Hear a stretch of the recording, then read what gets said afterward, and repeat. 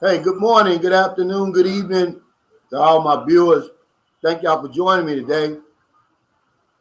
Thanks to the NTZ for everything that y'all do. Keep this a safe and reliable live stream.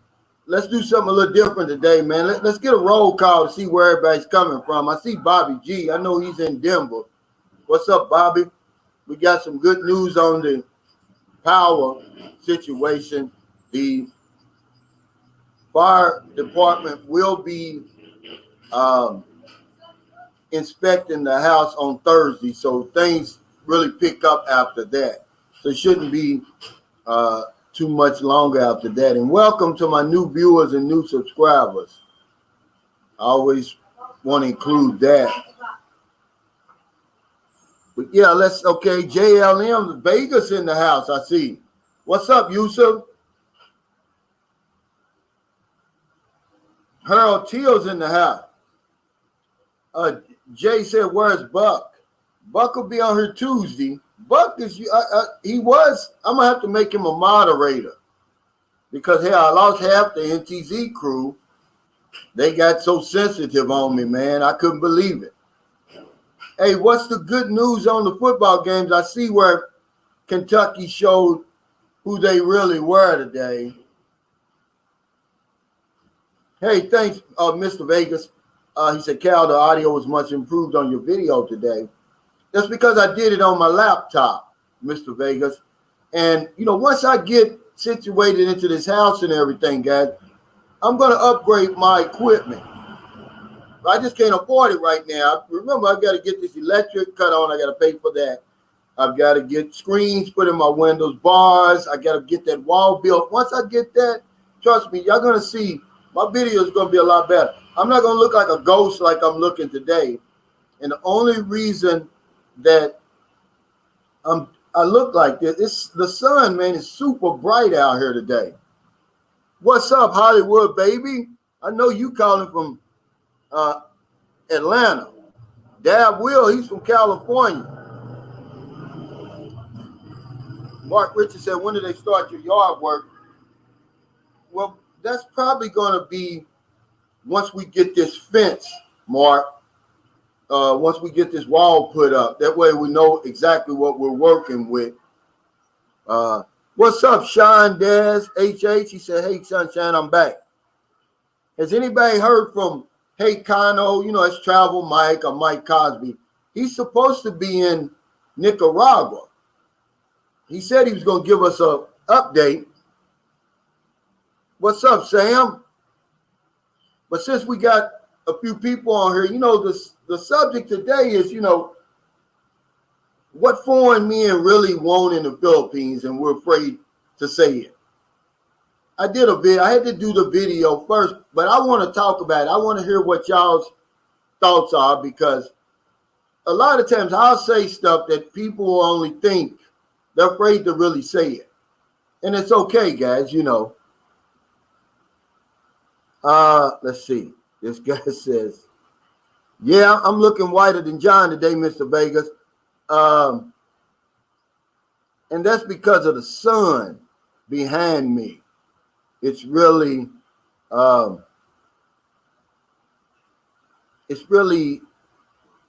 I don't, sir. He says, Alan Costello says, you must make a fortune off YouTube, Mr. Coop.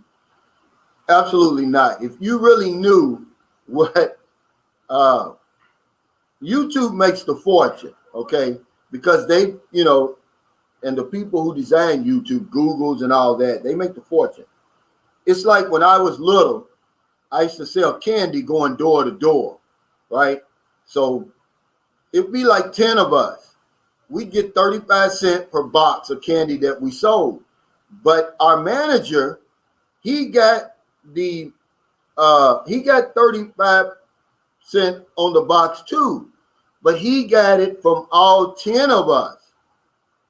And that's how YouTube works. Imagine how many channels they got on here. But there are some guys who are rich off YouTube. I'm not one of them. I'm very thankful for the growth of my channel and to be able to earn anything on YouTube, man. A lot of them, you know, we scratch the surface, guys. A lot of people who start YouTube channels, they never get monetized or they never earn enough, man. The only reason I'm able to do that is because of y'all, Alan. That's it. It's not like the information I'm giving is earth-shattering or life-changing, really. It's not. Yeah, John Wells said, hey, Bobby. It's really not, guys. But I see where Kentucky's damn football team, man, they disappointed me today. Any more good games? Because now that I've got this Iskandari TV, I can watch the games live. But I have to either stay up late or get up early in the morning, you know, because of this 12-hour difference. But I can watch the highlights, which is really what I like to do. I really like the highlights. T-Man says, hey, Calvin, how much did you pay for the land you built your house on? I paid all together $1 million. T-Man, you know, I don't really, it's not going to really make a difference if I tell you how much I paid, because simply, unless you built your house right next door to me and the price is going to be different, it's not going to make a difference. It depends on where you build your house. It's like a budget. If you build it in Manila, if you build it in the city proper, you're going to pay more. You go out into the outskirts, like these municipalities, you're going to pay less. Province, even less. And then the more land you buy, the better. The engineer told me is you get the best price when you buy it in hectares.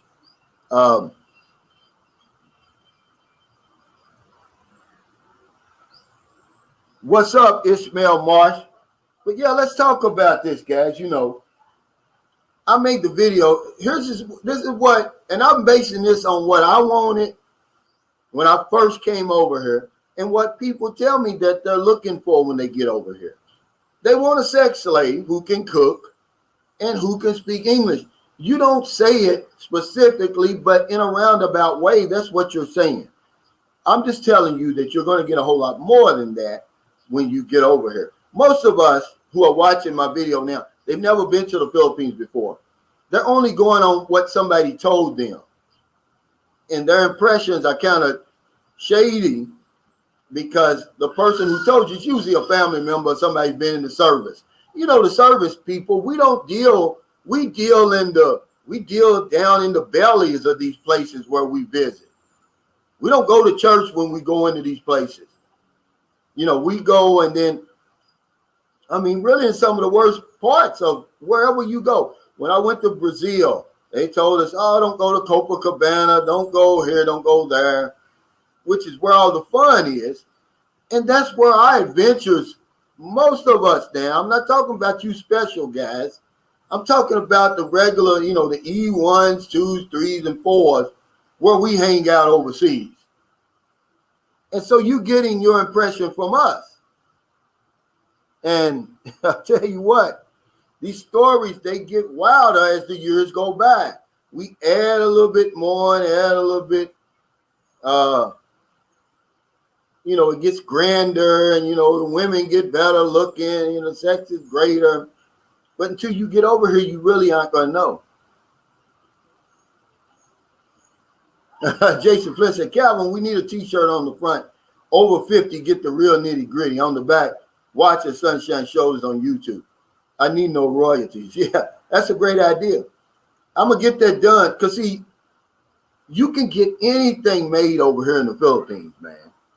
See, I can get that done today, Jason. Probably cost me about $6 to get that made. And I mean, I get it made quick. And they'll just make me one. You know, in America, you got to buy like a quantity, or hell, that one t-shirt will cost you a fortune. Over here, you get the same price whether you buying 100 or one. And I like that. Hey, JH, he said, here's what I want. I want it. Weather, fresh foods, health, medical treatments, good infrastructure, then women. Yeah, but you're an experienced traveler, Jay. What about people who've never been over here? When you first went to Thailand, man, that's not what you were looking for. Come on. I'm going to call you on that. Oh, okay. Here's Alan. It's a great question. And if you don't believe I'm going to cover this, Alan, I've got it up here. But over here they call that a PWD, people with disabilities. And you get a lot of privileges over here. But as far as and I gotta, say this to Jay, the infrastructure, it's not all the way there yet. Do they have ramps for a wheelchair? Yes. In most of the major places you're going to go to. You go to even if you go to the market, by the way, there's a ramp. You're not going to have a whole lot of trouble getting around. But public transportation, that's another thing. Jeepneys, tricycles, buses, they're not, handicap equipped. But you're not going to have a problem getting around the Philippines because they'll help you. They're not going to sit around and look at you like you're some kind of freak like we do people in America, Mr. Vega says, Cal, why did the NTZ mods bail on the channel? Which video offended them? Well, it was a live video, and for some reason, two of my main ones, by the way. I said this. I said, some of you guys who have women over here, by the time this place opens up, they're not going to be your women anymore. Somebody's going to be came in and stole them, right? I never said any names. I promise. I wasn't talking about them. It was just off the top of my head, I said that. But because I was speaking with one of the mods right before I said it, he thought I was talking about him. I promise. I don't even know his woman. I don't know none of their circumstances. And I just thought, they said, okay, I'll just go ahead and apologize and squash it. I'm like, well, what am I apologizing for? I mean, I just think that's so weak, man. We're grown men. And if you're going to let something tiny like that make you jump off my channel, then you probably wasn't a real supporter to begin with. Now, I'll just leave it at that. But yeah, I was just kind of shocked. Hey, Frankie Stein, he said, your new home turned out well. I'm happy for you. Thank you. I'm really, really shocked more than anybody of what my money was able to do. Because I told the engineer when I first sat down with him, we had a coffee at Mile 1. I said, look, man, it's all I got. I don't have a lot of money. I'm not, because I know, foreigners have a reputation over here for being rich or having more money than we really have. I said, this is all I can afford. I didn't have $20,000. Of course, I was going to use the Filipino mortgage, pay as I got it. And I said, you got to do it right the first time. And I tell you, man, I couldn't have asked for a better engineer. He was so honest, man. He spent every penny of my money. He deserved whatever profit he made on that. He deserved it, guys. Now some stuff I got to still add to it. Yeah, I got to add the mosquito screens, the security bars, the wall. All that's going to be extra. But, man, yeah, Frankie, it came out great, believe it or not. Hey, Ron Bizzle, thanks for joining us today. He said, greetings to all the Sunshine brothers and sisters on the booze. But, yeah, guys,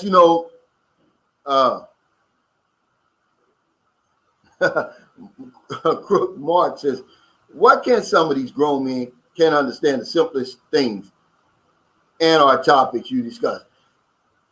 I have no idea that, Mark, but I have to understand that I don't really know who's watching me.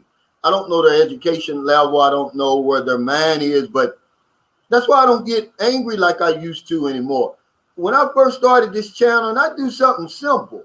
If I would have made that video, the Fantastic 4 Inches at the beginning when I started, and I got all the crazy comments that I did, there's no telling. I probably would have got off YouTube like, man, you guys are crazy. Surely you understand what I'm talking about.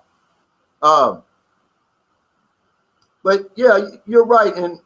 But I like the diversity. But that's why I try to keep it as simple as I can. That's why when I talk about simple subjects like this, what men really want in the Philippines, but we're afraid to say it. The Filipino beats us a lot of times, 90 times out of 100, because she knows what she wants and she's not afraid to tell you. The whole world knows what the Filipino wants.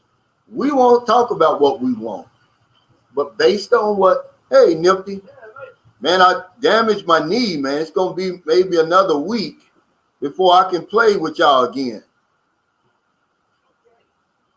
I played that 28 games of tennis straight, man. It messed me up. My knees swole up. It's going down now, but I'll never do that again. But so I try to keep it simple.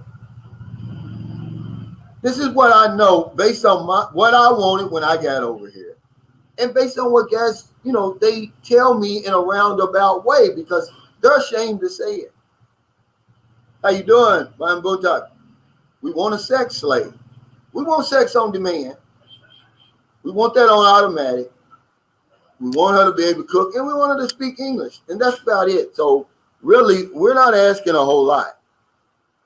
And what we end up with is a whole lot more, guys. A whole lot more. Be careful what you wish for. I promise you, man, when you get over here and you're gonna want to cut that switch off. That sex machine switch, yeah, you're gonna want to cut that off. Hey, Quintessential One, he said, peace, Calvin. I appreciate the heads up you're providing, my brother. Yeah, see, a lot of people forget that my channel is geared toward the new man and woman who's never been here before, who has an interest in coming here to visit on a slow vacation, to rejuvenate, man. We don't call it retire. Because men only think they're retiring when they get over here, but they really don't. See what I'm saying? We only think, man, we're recycled when we get over here. I was, and many other men have. And this is true, Jason. He says a real man does not apologize for something he didn't do. I refuse to do that, and I commend you, Sunshine Shows, for having a stand unlike some people. Yeah. It's just something I can't do, man. I mean, if I do something wrong, I'm the first to apologize, and that's the fact. But, we're grown men, guys. Come on. And, was I hurt? Yeah, because, these guys I consider them as about as good of friends as I can have on the internet, And sure, if I met them in person, they were going to be just as good. I don't have the luxury of losing subscribers and friends, man. Not support. These guys were supporters, man. I got enough haters and stuff. If you guys only knew the emails and messages and stuff I get, read my comments, man. You know that, man, the supporters I got, you guys, I'm trying to keep us together, man, as tight as we possibly can. My channel is inclusive. I don't care what color you are. I don't care what religion you are. I don't care how much money you earn, whether you got a college degree or if you ever been to college before. We do have a common bond. We're coming over here, and there's certain things we want, certain things we're looking for. We got that in common. And if we can help each other to have a positive experience, then we've done our job, man. Alan Costello said, looks like you're loving it there, though. Oh, yeah. Alan, the Philippines is about as good a fit for me because I've learned my lessons over 12 years. What to do, what not to do, what's acceptable, what's not acceptable. See, the videos, the real important videos I do, y'all don't watch them. Y'all only want to watch the ones that's talking about booty and women and stuff like that. Man, that cultural video I did the other day, man, you should be watching that over and over. This is one of the reasons I tell you I don't have a lot of Filipino friends. Because if you do, you're going to cross that line. Just being an American, you're going to cross the line. You're going to create a lifelong enemy. So I don't really, not that I don't like, I love Filipino people. But I know that I haven't got a great enough grasp yet of their culture that I can hang with them on a day-to-day basis. That's just the nitty gritty, man. So I don't really, that's why I tell you guys, don't go drinking around the locals. Because you're going to say something, man, it's going to cause you a lot of problems. Or you're going to do something because we don't understand. Hey, Bill Smith, thanks for your super chat. He said, any female in the U.S. can put on her whole outfit and go to a bar and get some in 30 minutes. Guys that are not top 20% have to big bar and still to have genuine desire in the field. We walk off the plane of 10. And that's true. And I'm glad you brought this up, because some guy told me on my video when I said the Fantastic 4 inches, I say that they're only about 3.5%, 4% of the women want us over here. He said, Calvin, I thought you said we had the royal flush. And see, this was on my live stream, my last live stream, and I wasn't able to address it. A couple of guys said that. We do, guys. It's when we meet that 3.5% to 4% of the women who want us. We do have the royal flush. That's saying two different things. But yeah, we got the royal flush.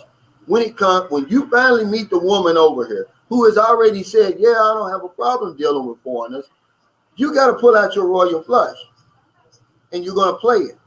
You're going to look like a 10 to her. To the 96.5%, they don't care what you got. They don't play poker. They don't know what a royal flush is. They don't give a damn that you got that ace, king, queen, jack, 10. They don't care. They're going to take the Filipino man who has nothing in his hand but a bunch of clubs and hearts. You see? But what he's saying is true. But we can mess it up. We can come over here with a royal flush and flush it down the drain. You know why? Because we got these cringy demands that we put on these women. You don't have to do it, guys. Okay. The one thing I love about Filipinos and the Philippines, period, is they're very old-fashioned. See, you can get what you really want. You can just think it when it comes over here. But there's certain things you got to do. You got to show her some respect. You got to treat her good and take good care of her. And everything you want and more is going to come to you 100 times what you even thinking in our little limited mind. We're selling ourselves short when we come over here. Well, it's what we do. A lot of times we lower our standards because, we've been beat up so much over there. The guy says, hey, a woman can go in just a decent looking woman in America. She could be a 5 in America and go into any club and somebody's going to take her out because we're hunters. But for the men, by the time we make it over here, we're sexually frustrated. So sex is number one on our list. And it's okay to say that. You're hardwired for sex. There's nothing wrong with that, but we're afraid to say it. But don't come over here demanding it because you're going to offend her. She already knows what you want, and she doesn't have a problem providing it. So long as she knows, hey, you're legit, you're sincere, the relationship is going somewhere. Man, you're going to have to cut out that text machine. You got to flip that switch, guys. I promise you. Hey, Freddie Sanders, thanks for that super chat. He said, keep up telling the truth. I'm trying to help you guys, man. I'm not an expert. I'm not a know-it-all in the Philippines. When I talk about something, it's something I've experienced. It's something I've lived. And it's something I'm seeing it right now. And it's just my perspective. When you get over here, you're going to have a totally different perspective. But you're not going to be able to say, oh, Calvin was pulling our leg. He's bullshitting us. No. And you're going to get over here, you're going to get a whole lot more than what you bargained for. Okay? And that's a fact. So be careful what you wish for because you're going to get it.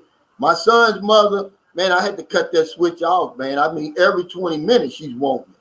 I'm like, man, and at that time I'm 46. I'm like, there's no way. I've never, ever run into that, experienced that before. It's just not going to happen over there. I'm talking about when a woman's begging you, let me suck it. I'm like, you just got finished sucking it. Let me suck it again. No, I'm not a robot. But you're going to cut that on, man, when you get over here. And then you're going to be like, man, what in the world? Yeah. But when I tell you stuff like that, you don't believe it. You think I'm lying. But yeah, you got to show these people some respect.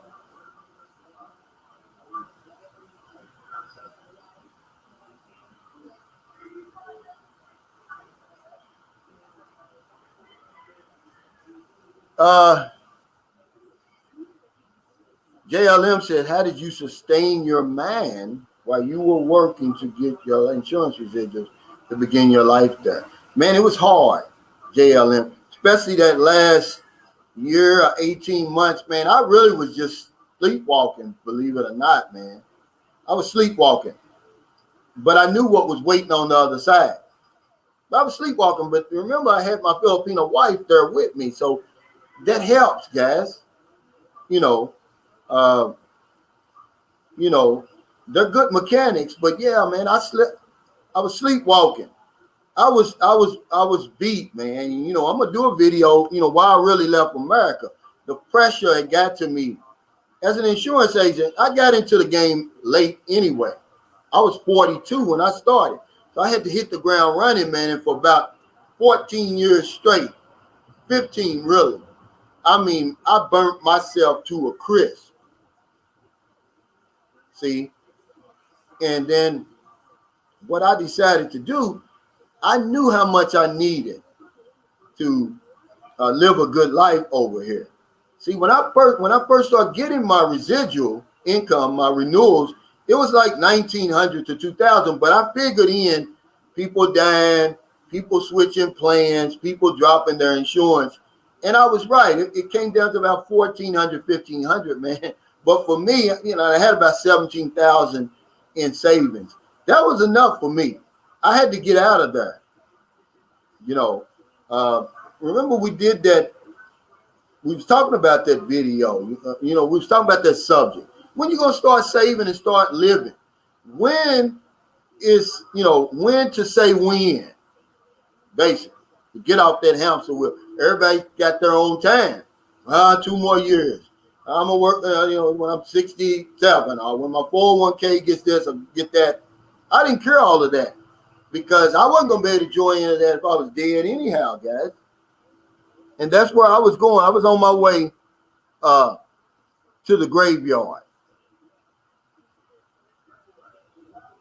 Quintessential One said, just like in spades, you have to play your cards right to run a Boston, Calvin. Absolutely. Okay, Ron Bills. So let me go back and find out what he's saying. He said, hey, Calvin, Mark King has a good question for all, I think. Let me get the super chat first. Super sticker. Papa Kiko, thank you so much for your kindness and your generosity, brother. I mean that. And I'll never take that for granted. Let me go back and see what Mark King said. Guys, because this ticker over here is so crazy. But hell, I don't see him. He must be way back. What's up, Joseph Relaford? Yeah, Frank Tate. He said we're grown men and must be able to agree to be able to disagree. Yeah. And that's what it's all about.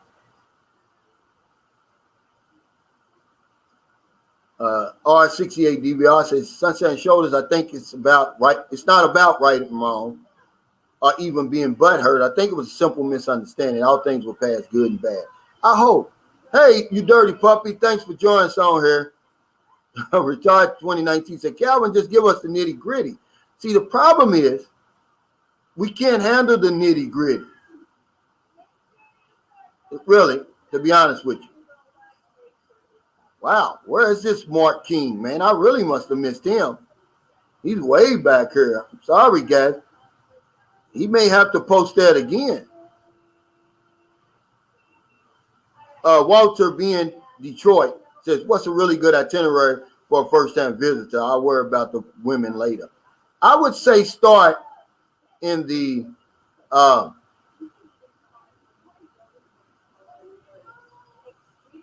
Cebu area, because Cebu Island is Cebu province. There's so many places there. You don't even have to leave Cebu Island. You fly into Moncton, get you an Airbnb or something over in Cebu, kick it in the city, then either go north or south, man. It's just so many places. You've got Aslav, you've got Malboal, Malapascua, Bantayan Island. I mean, you got many. Then if you want to leave Cebu Island, you've got Bohol real close by. You've got Dumaguete real close by. You got Siquijao Island real close by. Then you can get on a plane and 40 minutes later be in Boracay. But I would start with Cebu. I was flying into Cebu. Look in Cebu and see all those places they've got, man. Comody's Island. You don't have to leave the island of Cebu. Hey, thanks JLM for the super chat. He said, thank you for answering my question. Man, if I see it, I'll answer. But man, I'm gonna tell you, I'm going way, way back. And I don't see this Ron King, man. Ron Bizzle, but you did say, yes, where's brother England Davis? I guess he was one of them that got hurt by what I said. I couldn't, but I don't understand why, man. I'm not gonna keep on beating that dead horse. Those guys know, they should know how I felt about him. Hey, Rayo 711, he says, I'm watching from Liverpool, UK. That I'm gonna tell you something. I've been kind of slow finishing this Beatles book, but man, it's real interesting. And I'm at the part now where Paul McCartney, he just started experimenting with LSD. You know, he was one of the last one of the Beatles to, you know, get on that kick. Because, you know, I didn't know that LSD brings out this experience, you know, you're never the same. John Lennon said you're never the same after you take it. But anyway, after his first trip in 65, he wrote the song, Got to Get You Into My Life. And it was talking about his first trip on LSD, man. I didn't know that. So welcome, Rayo. Yeah. Mr. Vega said, I really don't care if she can cook. I've been doing that for myself all my life. And I don't mean microwave frozen dinners. Yeah. And I think that kind of shocks a lot of Filipinos over here, especially my girlfriend, my wife, my son's mother. They didn't believe I could do all of that stuff. They were shocked. I mean, it was a big deal to see them, for them to see me ironing my own clothes. But that's just what it was. Hey, Freddie Sanders. Thanks for the super chat. He said, last night, Calvin, I arrived at my weekend night job to find a co-worker taken away by the EMTs. He was the victim of a stroke on the job working. Wow. Man. Jason Flint said, thanks for the super chat. He said, in America, we're expected to work 45 to 50 years, retire at 65 to maybe live another 10 to 15 years not working and can't enjoy the money. Health issues and just damn tired. I refuse to do that. 5 more years, I'm done. I'm there right with you, Jason. I don't understand. The numbers don't make sense. You're going to tell me my years from 65 to 80 are going to be more enjoyable than my years from 40 to 55. I'm sorry, but it don't work like that, guys. Hey, Papa Kiko. He said, good morning, Brother Calvin. Love what you said the other day, giving credit to your engineer and crew on your house. It's true, Papa Kiko, and you know it. I promise you, man, and this is a fact. Because I can't do a whole lot with my hands, you know, but, you know, I can't drive a nail straight. So, you know, I didn't build that house, and I didn't even choose the engineer. My wife did. I was taught early on in my life by my mother, humility, about giving credit where it's due. Those guys did a fabulous job. And I mean, I would look stupid to take credit for that. And, you know, my mother taught us that it's better, don't brag and boast on yourself. It's better to let somebody else do it. It sounds better. It's just better. It makes you look better. Don't sit up there talking about how good you are this or how good you are of that. Jerome Page says, I want a teammate, not a slave, Bowling Green, Kentucky. Yeah, you know, but a lot of you guys, y'all got the benefit of doubt because now you can turn on YouTube and you got Sunshine Shoulders, you got all these other channels who are kind of educating you, are trying to educate you on the basics of the Philippines. When years ago, that wasn't possible. I mean, I promise you, it probably was one or two. Go back in 2009, how many vloggers in the Philippines was it? Not many. They were doing blogs then, and I wasn't reading it. But most of us, the first impression we get of Philippines, and the reason we want to come over here, we think all Filipinos are bar girls. We think they're just camped out outside the airport. The minute you get off the plane, they're going to run and bum rush you and, just throw themselves at you. It's not true. Are you going to get all of that? You're going to get more than that, Jerome. You're going to get a whole lot more than that, but you got to prove yourself. I was talking to JH because we're Facebook friends and Messenger. And I said, man, I ought to talk about all these damn questions Filipinos ask you when you meet them on these dating sites. It makes my head hurt. I can't deal with that. But there's a reason for that. They want to make sure about you.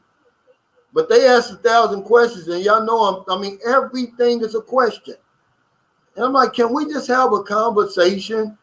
The minute you ask that question, she's asking another. The minute you answer that question. Retard 2019, Calvin, just give us a nitty gritty. I promise, man, I'm going to try to give you nitty gritty the best I can. Because anything less is not going to do you any benefits. It's not going to do you any good. Hey, Terry Delvey says, hey, Calvin, have you been keeping up with the travel requirements? Yeah, but it's nothing's really changed, Terry, unless you already have a valid visa. And this is where people are getting confused. When the Philippines opens for tourists, I promise you, it's going to be worldwide news because it's going to be one of the last places to open up. It's going to be all over the news in America. And we very seldom get news about the Philippines over there unless it's something negative or something about the Turkish drug war or something like that. But when the Philippines opens up for tourists, which it's not, and it's not even close to that, and there's nothing that has developed here lately that even comes near to saying that. A lot of these channels, man, they're putting this in their titles to draw in viewers because that's what is clickbait. When they say all the green lists and they say, oh, no, there's no quarantine for international travelers, they're not telling you it's international travelers who have a valid visa to get in here, not tourists, Terry. Don't be confused about that. Yeah, let's get the likes up, guys. Y'all know that helps us.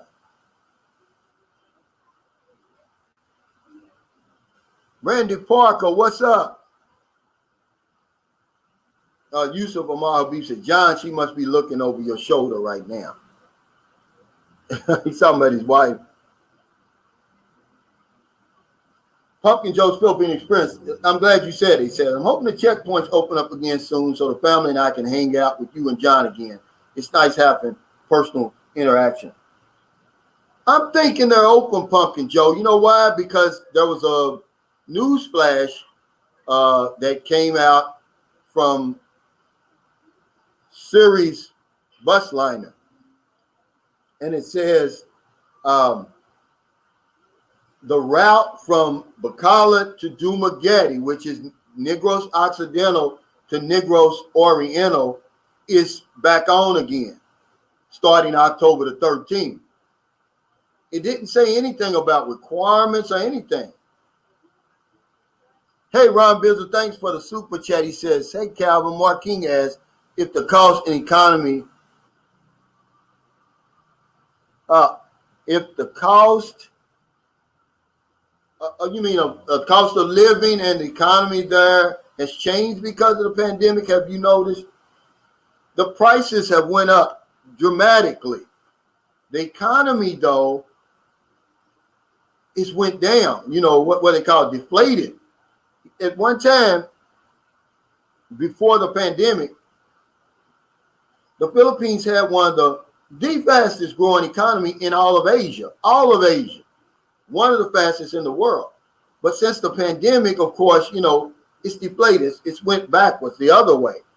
Now it's going back further than any other country. I was just talking about the prices. I went to the grocery store yesterday. And the toothpaste that I normally buy is 159 pesos for two. It went up to 169, and everything is like that. But there's certain things, Mark King and everybody, that the pandemic and inflation never touch. Labor, rent, things like that. Booty, if you want to talk about booty. You know, it's different things like that that doesn't. But if you talking about shopping and things like that, the cost of food and all of that, yeah, it goes up. It doesn't really affect transportation over here, public transportation. The pandemic hasn't.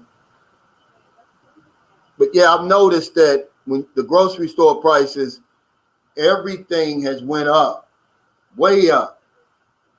It got so bad that the government had to step in and say, hold on these pork, chicken prices.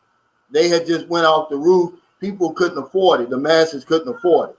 When I came to San Carlos City, when I came back in last September, chicken was only like 159 pesos, 160 for a kilo. Now it's like 199. See, Gil Bellamy says, are foreigners attracted to Filipinos or vice versa? I think initially it was us, but then remember, there's only a small percentage. So I'm going to say us. Foreigners are attracted to Filipinos because only a small percentage of Filipinos are going to deal with you. And the same with us, only a small percentage of foreigners. So I think that goes hand in hand, Gil, to be honest with you. That's a great question. But I think it goes hand in hand. Because only a small percentage of us end up over here, end up marrying and dating Filipinos, and it's in reverse. Only a small percentage of Filipinos end up dating and marrying foreigners. So I think it goes hand in hand. But either way, it's a good match. If you know the rules, if you come over here, first of all, and know what you want, and it's in reason, you're not going to get a sex slave. You're not going to get a maid.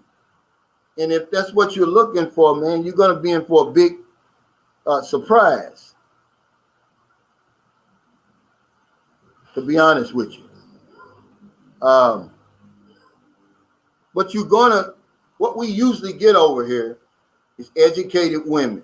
A lot of women you're dealing with on them dating sites that you'll meet over here, a lot of them, man, a lot of times I say most, but not most, but a lot of, they're college educated. They're loyal and they're sincere and they're family oriented. That's what you're going to get.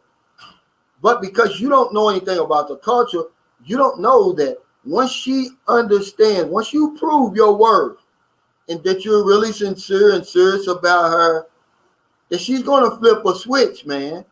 And no matter what it is you wanted when you got over here, she's going to give you 100 times that. And I know for a fact that most of us want sex when we come over here. Guys, you better be careful what you wish for. A lot of us are older. A lot of them are younger. They're going to hit that switch and you're not going to be able to handle it. I mean, I'm just giving you the nitty gritty. A lot of y'all don't want to, y'all can't handle that. So you get a whole lot more than what you bargained for over here.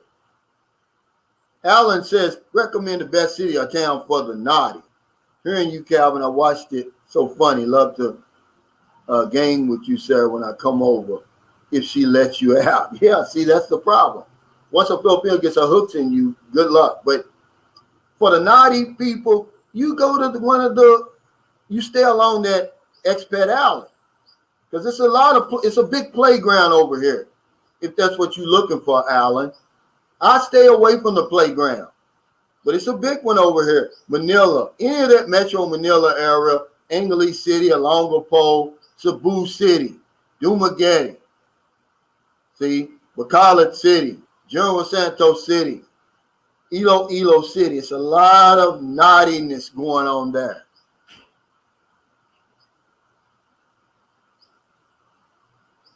A whole lot.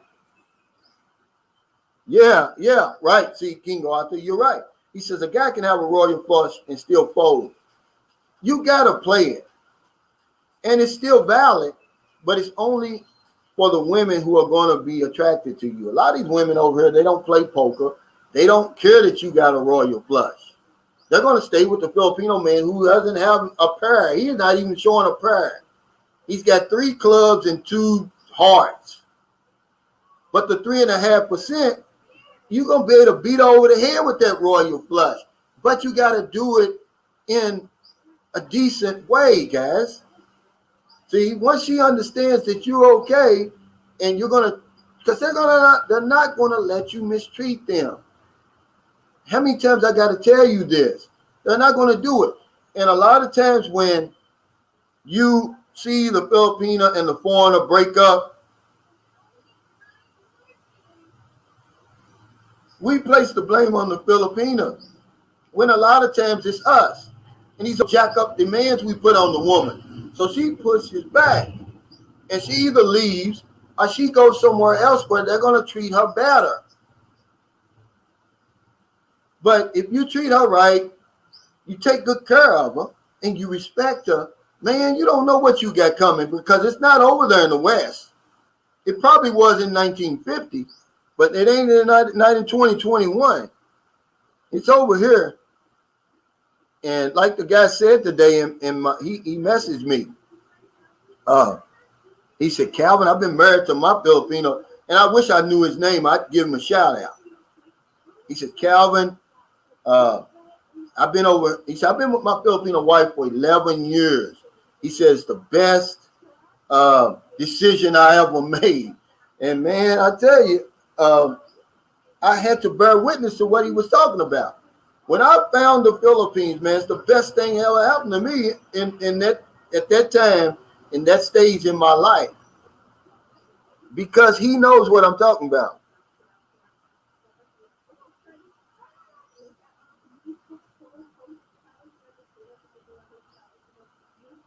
He said, Harold Till said, simple, guys. If she asks for a visa, run the other way. Now, see, this is why I talk about the 3.5% to 4% of the Filipinos that won't foreigners. They're already putting it out there that they'll date you, and in most cases, they're telling you what they want when she gets on that dating site. You know, she wants that visa, you know, the financial security, the lifetime opportunity. Now, are you going to meet some that'll stay over here with you and live the better life over here? Yeah. But a lot of them are telling you that's what they want when you see them on the dating site. So be careful. They won't say it. It's an unspoken agreement. And she's not even really going to bring it up until she has you wrapped around her finger, until she has you all tangled up in that spider web that they've known to weave, man. You know, these women over here, they got a power over Western men. And you say, oh, I'm tough, man. I'm a player over here in America. Man, you've never, ever dealt with what's waiting for you over here. And that's the problem. Remember, we don't know who's waiting over here for us. We get this old bogus data from your family member that was in the Philippines in 1980. Them stories, man, are whack right now to somebody in 2021. But we get them stories, or we get hyped up, think every woman's running around here half naked, you know, waiting out in front of the airport like we the Beatles or something. And it's not true. But if you're like this guy says right here, if you act humble, man, over here, Filipinos love a humble foreigner. They don't love an arrogant foreigner. They don't like somebody flashing money. I've had 2 Filipinos on my panel that told y'all that, if you were listening. It makes them cringe. They don't like that. They want a humble man that treats them good, you know. Yeah, you got to pay for everything, but you can do it in a classy manner. And then she's going to pay you back 100 times. I promise you, man. You know, because a lot of you guys think, oh, women ain't going to do nothing. They're no different than nobody else. That's just what I always hear. It's no different over there. Cows the same way all over the world. It's because you've never been here.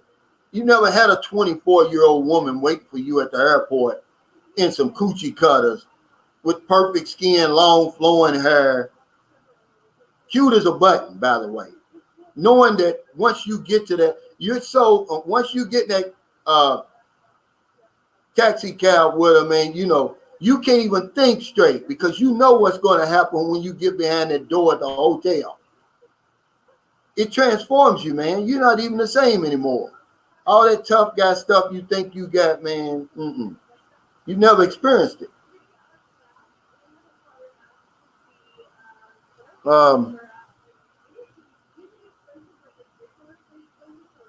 Joseph Relevant said, a guy I work with looks like you, John. I should have you and him on the video. He said, yeah, another fat white guy. But John's not fat. He's just got a funny shape. But he's not fat because, believe it or not, I thought John was bigger than he is. John is not. He's shaped like a question mark or something. I don't know. He's just got the strangest shape I've ever seen, but he's not fat. John's not fat. When you first see him, you think it is.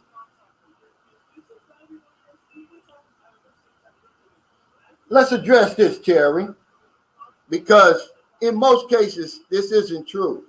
He says you're going to get a whole lot of extra family. I've had some guys who've experienced that. But I've been involved with 3 families over here. Not one of them asked me for a dime, even to this day. Did they ask me for a penny? A lot of them didn't have to, but I think this is a bad rap that Filipino families get. Is she going to take care of her family? Are you going to separate her from the family? No. When I say that the family comes to the Filipino because they're going to be stuck to her, meaning wherever she goes, she's taking her family with her. But it doesn't mean you got to support them, but hell, you're taking her from the family.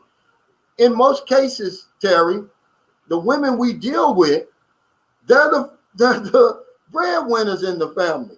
Why would you want to take a woman from that, knowing their situation to begin with? They're struggling over here, even with her as the breadwinner. You come over here, y'all fall in love, everything works out. You either move her away from the family or take her to your home country. And you're supposed to just leave the family here struggling to just wilt and die? Is that what you're saying, Terry? You can't do that, man. The Filipinos going to take care of her family whether you help her or not. And if you don't let her and don't encourage her to do it, she's going to go behind your back. And that's going to open up a whole other can of worms. You're going to lose respect for her. I mean, she's going to lose respect for you because she's going to think, and I would lose respect for you too. You know, like what kind of man doesn't want me to support my family or help me support my family? You already know our situation. You've been over here to the squatters area, to the province, wherever it is they live. You've seen the 15 by 15. Are you leaving? Okay. It's her off day today. Okay. You've already seen the situation, the 15 by 15 kubo with the dirt floor, the dirty kitchen out back. All right. The plates of rice with the little bitty tiny pieces of fish around the edges. You've already seen that. And for you to turn your back on that, man, she should leave you. She should go to the next man that's going to treat her better and going to respect her family. I think it's ridiculous.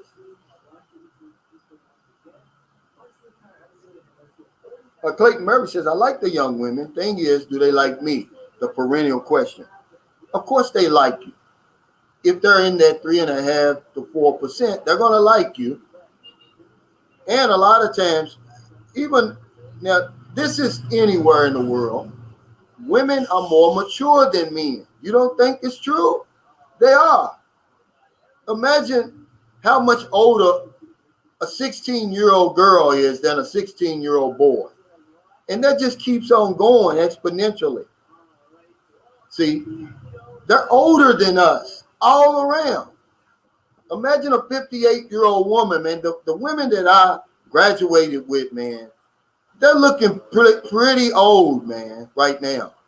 They're grandmothers for real. And I'm a grandfather, but they're real grandmothers. You know, with that old extra, what they call it, they don't have a six-pack anymore.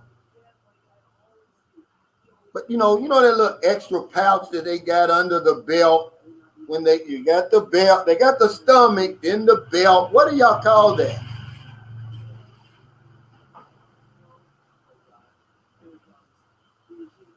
Oh, come on, Mark, with all this old baby crying stuff. Do you understand, man, that it's 300 damn people over here and this thing is jumping up and down? You know, really, man, y'all act like a bunch of bitches sometimes, man. If I see your thing, I'm going to answer it. Well, this is my third time I've been on his live stream where he will not or do not want to answer any of my questions. So this may be my last time. Okay, buddy, I'm sorry. You don't understand the dynamics I'm dealing with, man. You think that your question just pops up and stays right there and I'm able to see it. By the way, I'm not. And I apologize for anybody if I missed it. Put it back up there. But you got to understand when somebody's on a live stream, Mark, try it. Because y'all think it's easy to do this stuff. It's not. It takes a long time. It took me a long time to even try to get to a point where I can get most of what I'm saying. Most of what people are saying over here. And I just go to the different questions, you know, because a lot of the questions are the same. So I'm looking over here right now on my right-hand side, and all this stuff is going up like this, by the way. So if I want to go back, I've got to go back up here. See? You know, instead of you arguing with me, you should just post a question again. He says, there, I just posted a question like 5 times just today. Well, I'm sorry, man. He says, Bill Ellis says, how dare you not answer every comment? Right. These guys, they've been on other people's live streams. They know how it works. It's physically impossible to do it. Even when I got John on my side, okay, we can't keep up, can we, John? Be honest with it, man. You know, a viewer's getting tempo. Yeah, I don't understand it. You know, instead of him putting it up, just put it up there. Or, you know, put a 49-cent super chat up there. That's when you see, this is the reason why YouTube made this. I didn't make it. If you're so, you know, that's how you get your question. That's how it stands out from the rest of them. I'm not asking you for anything. I'm just telling you how it works. Because YouTube knows there's 1,000 questions over here. And they just keep on going. They don't stop. But for people who really, really want the question answered or to be recognized and all of that, they'll put a super chat of $1 or something like that, guys. That's how it works. Because I'm going to tell you, man, it's physically impossible. John Wells said, Jay, thanks. I'm glad that someone understands. John will tell you. He'll tell you exactly how it is.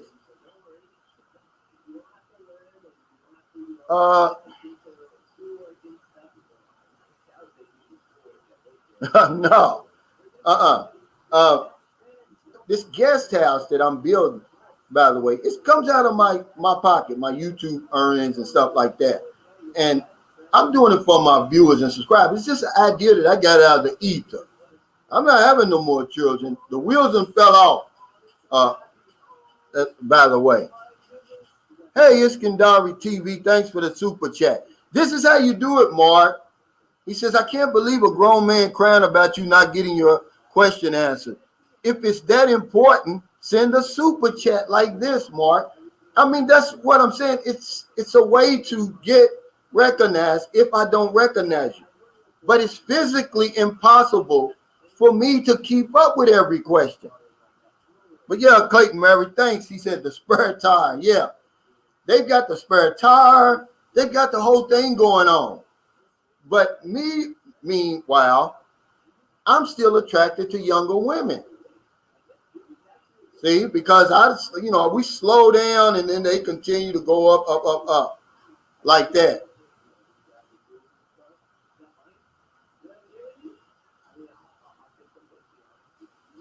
He said, Calvin, do you do a meet and greet? I will when it opens up. I'm going to do a meet and greet. I've had 2 of my subscribers already come and meet me. Pumpkin Joe's Philippine Experience, him and his wife. He's a great guy, by the way, in person. And then Rock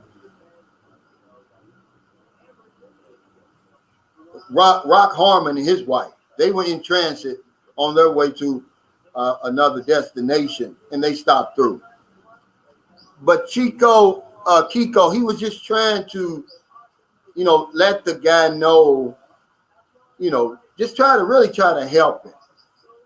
See, I try to answer as many comments and questions as I physically can possibly do. And at the same time, keep the conversation going. But he's on the other side, focus only on his question only. See, and he's thinking I'm ignoring him when I'm not.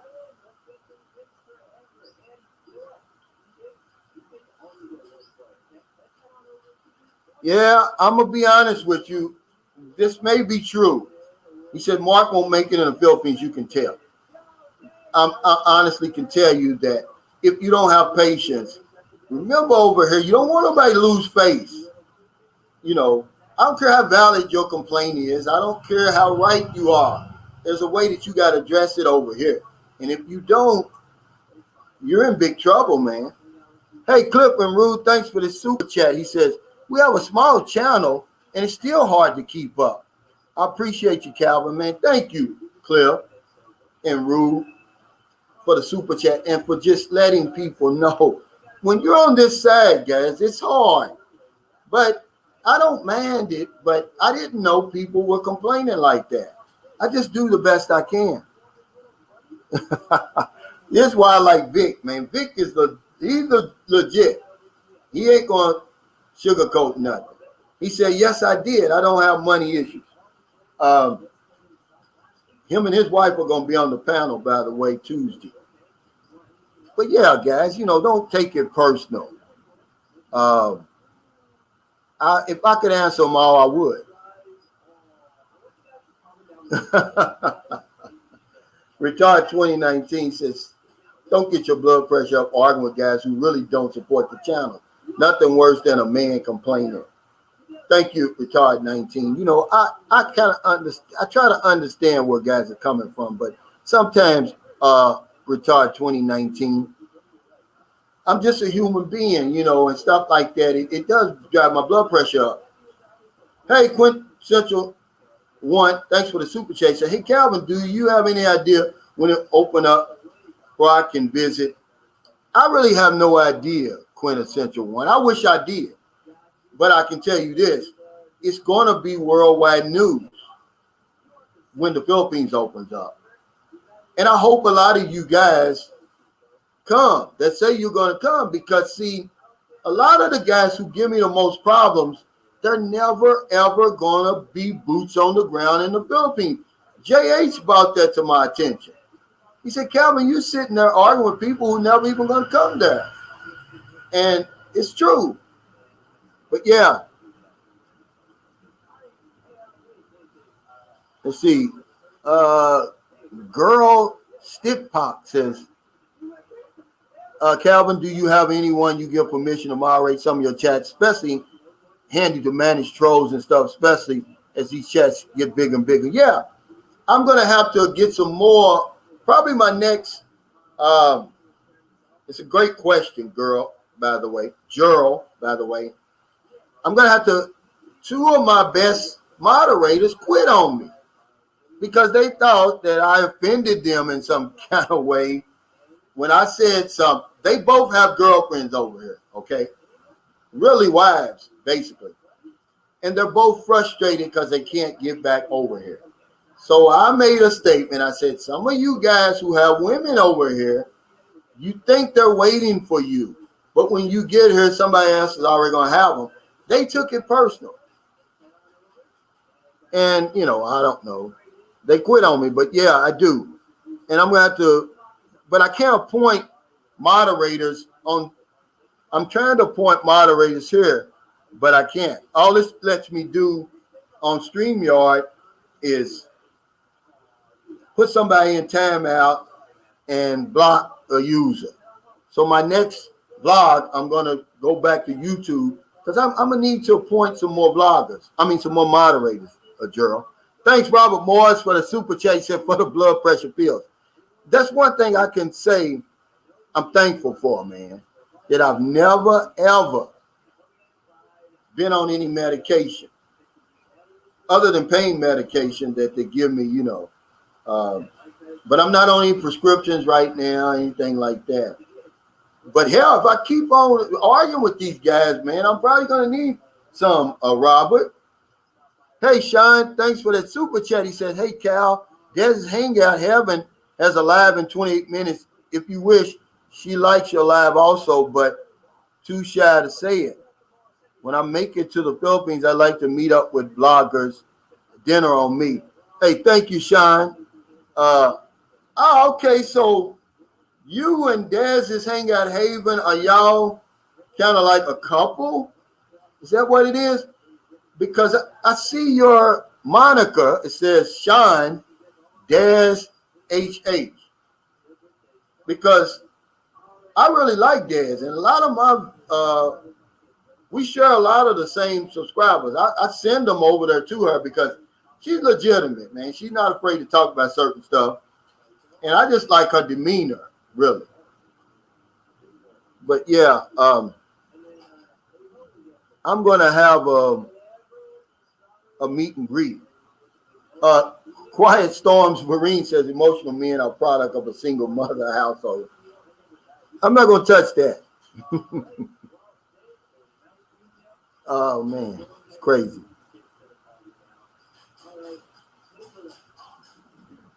Okay, Rick, this is a good one. He says, it's easy to get your prescriptions filled in the Philippines. What I would do is when I came over here, I'd bring me a 90-day supply, first of all. And then I would bring a note from my doctor.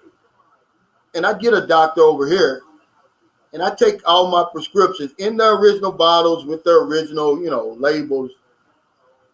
And, you know, that would be the way to do it. They push generics over here. John would be somebody to talk to about that because he's got some prescriptions. But that's what I would do. Or I'd have somebody in my family to order my drugs for me. Because you could do it. Remember, you can do it. All you have to do is, you know, if you don't use mail order with your prescriptions, I would switch to mail order as soon as I could. And that way, you can order your drugs 90 days at a time, have somebody in your family ship them over to you. Hey, Bill Smith, thanks for the super chat. He said, Calvin, do you get tired of my questions, LOL? Hey, do Philippines age well? I work with a couple of Filipinos in their 50s, and they look great. Well, they look great because they're over there, Bill, number one. The sun beats down on you, man, 24 hours a day over here. And, you know, if you're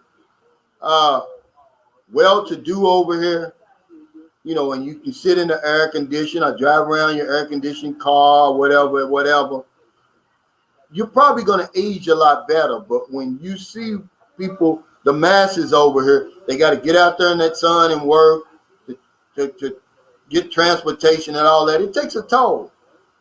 And a lot of times, you know, and John even tell you this, they don't age too well. Hey, thanks, Sean. There's HH. Said, yes, we are a couple. I feel like I pulled a big horseshoe out of my rear and we're in winning her heart, LOL. Man, I tell you, you've got a good one. And eventually her channel's going to reach the point where it should be already. I look at her channel and she's not afraid to talk about things that the average Filipino wouldn't talk about. And she does it in a way that's unscripted. It's not cringy like some of these other ones. You tell that it's scripted and they've made it up, because a lot of Filipinos, it's just not their culture. It's hard to go against what you believe. I read that in an Agmendino book one time. It's hard to go against your beliefs, guys. If you think you're going to get run over by a car crossing the street, you're never going to cross the street. Or why do you think people are so afraid who can't swim of jumping in the water? Because they think they're going to drown. So nothing you do, no incentive or anything, is going to make them jump in that water. And it's the same with Filipinos over here. When you tell them, hey, man, you need to talk about more provocative subjects, more subjects that foreigners are interested in. If you want your child to grow, they can't do it. It goes against their beliefs. It's hard to do. Michael Dorsonville. And by the way, Michael Dorsonville, I got to tip my hat, man. You made me laugh harder than I've laughed in a long time when you asked Buck for his baby pictures, man. It had me crying. I couldn't compose myself. Thank you for that, brother. He said, hey, Calvin, I'll be boots on the ground in a couple of months. I'd like to meet up with you, brother, so we can chop it up, man. Absolutely. But yeah, Sean, you got a good one. He said, what is Dez's channel, Daryl? It's Dez's Hangout Haven. That's the name of it. A clip from Ruth said, John, I know people don't tune in for me. I forgot to tell you, Cliff, on your last video, but your wife, on our panel, as she looked on her panel, man, she looked so much like my son's mother, the one that I told you was so beautiful, man. You got a beautiful wife. And he says, John Wells, I know people don't tune in for me, but eventually they will.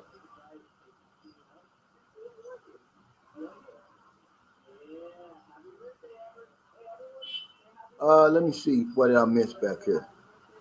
Okay. Julia Espin says, what are your thoughts on Maria Reza from the rap club winning the Nobel Prize? I'm actually a fan of hers, and I've always have been. They got a great documentary, if you haven't seen it, on Netflix about they following her around. It's one of the, and I'm telling you, man, I said this before. Go back in one of my videos. It's one of the news media that I follow over here. But I gotta say that I think she was given that as them sticking a needle in the eye of Duterte, to be honest with you. Because she actually won the Nobel Peace Prize. Think about that for a minute. Now, did she win it because she was writing about the drug war and trying to bring about peace and, innocent people dying and this and that? But I'm a fan of hers, Julia, if that's what you want to know. And I follow her. And if you haven't seen the Netflix documentary on, do it. Go and watch it. It's really, really good. And of course, I think she lived in America for a while, was educated over there or something. And I think that kind of gets her in trouble over here. She brings that kind of thinking over here. Because she's a great journalist, in my opinion. But yeah, I'm a fan of hers, Julio. King Arthur, thank you for the super chaser. Calvin, put Mark on your panel with a wife beater t-shirt so he can become a star like Buck. Well, Mark, if you send me your send me your email, I'll put you on my panel, and then there you can ask every question. Hell, you can answer your own questions if you want. But yeah, Julio, I think she's a great journalist. Here is Daryl. Here's JH posted Dez's Hangout link if you want it. Jay says, what's the name of Dez's channel? Dez's Hangout Haven. And she talks about a lot of the same stuff that you would talk about. This is great. This is great right here. Philip Jones says, you don't like drinking water, you have a tough time there. He said, using a trike or jeepney is difficult in the heat of the day. Calvin is right, you will age quickly. I drink more water over here than I've ever drank in my whole life. It's one thing that I learned from Filipinos is drinking water. They drink water all the time. Their little kids drink water, man. Try to get a little kid. Man, I could not get my children to drink water in America, but they drink it over here. And John said he thinks it's because it helps fill them up after they eat. Because they are drinking, right after they get finished eating, they'll drink a big cup of water. And it's true. But they do kind of age, even though, okay, the first woman I met over here was 41. I mean, she may have been one of the most beautiful women I've ever met over here. I would say that. But when I saw her 3 years later, she was going through menopause. And she had gotten chubbier and she looked nothing like her former self.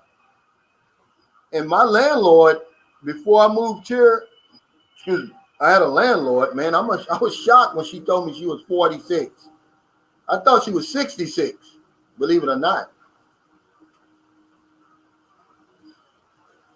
Sean Dez's Hangout Haven says, yes, you can easily get dehydrated in the Philippines, and that feeling is bad. Trust me. You better drink water over here, and a lot of it. I mean, I drink a lot.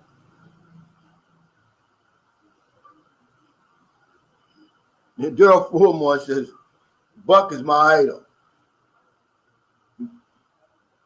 Bravo 29 said, Calvin, my mother-in-law had physical therapy after breaking her hip, and we had a Philippine therapist. My wife said, don't even think about it. Yeah, they're jealous, man. I told y'all the story about my son's mother. She was so jealous because, one thing you're going to like over in the Philippines, you're going to like to get that massage, that cheap $5 massage. You're going to get addicted. And she would always go with me, and she would sit in the room with me. She wouldn't even get a massage. And she'd watch the lady. And I used to think to myself, man, this is weird. Why are you doing that? Why don't you go next to the door and get one yourself? No. You know what she was doing? She was training. She was learning what to do. And then one day I said, come on, Mary, go get a massage. She said, that's okay. I'll give it to you. She did not want them women touching me, man. True story.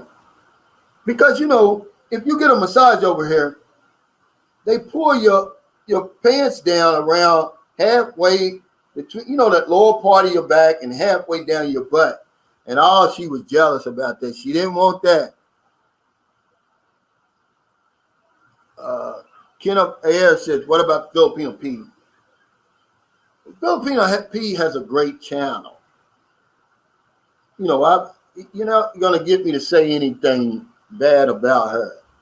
Do I find it kind of strange that she talks about a lot of the stuff she talks about? I do, knowing Filipinos. But she could be the exception. Am I saying that her stuff is scripted and there's somebody behind the scenes? No, I would never say that, because what she does is hard to do, guys. It may look easy, but when you see vloggers, especially doing these live streams, and coming up with the content that we're able to come up with the frequency that we come up with, man, try it and see how easy it is. It's not. But now, this young lady is like an icon here, really. She does a great job. We're just like on two ends of the spectrum, though. She's not talking to me. That's why I really don't. And I'm pretty sure she doesn't follow me because I'm not talking to her. So I'm pretty sure she doesn't follow me. But no, I got big respect for her. Iskandari said, laugh out loud, my wife won't even let me get a maid unless it's her mother. Yeah. The only reason, and remember, we've been together for 2.5 years, Iskandar Vic.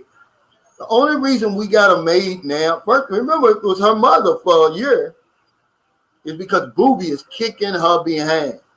She can't handle Booby. Neither can I. I'm old. She's getting old. I'm 58. She's 39. That's the only reason, man. And it took a beat down from Booby to get her to give me a maid. Otherwise, no, she fought it at every step of the way. Hey, Cliff. Cliff and Rue, thanks for the super chat. He said, Rue watched my massage like a hog. I can't enjoy it too much. Yeah, and they would do that. And I was like, I thought it was weird, Cliff. I'm going to lie to you. I was like, why are you looking at me like that? Why don't you get your own damn massage?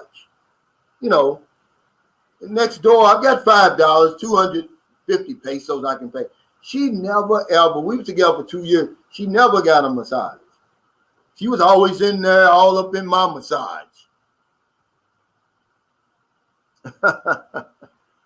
Yeah, he said, William Davis said, I watched both UMP, just different perspectives. Yeah, same space channel. Yeah, it's true, man. That's perfect, William, what you said. We're on the different sides of the spectrum. I'm going to give you the real nitty gritty, though.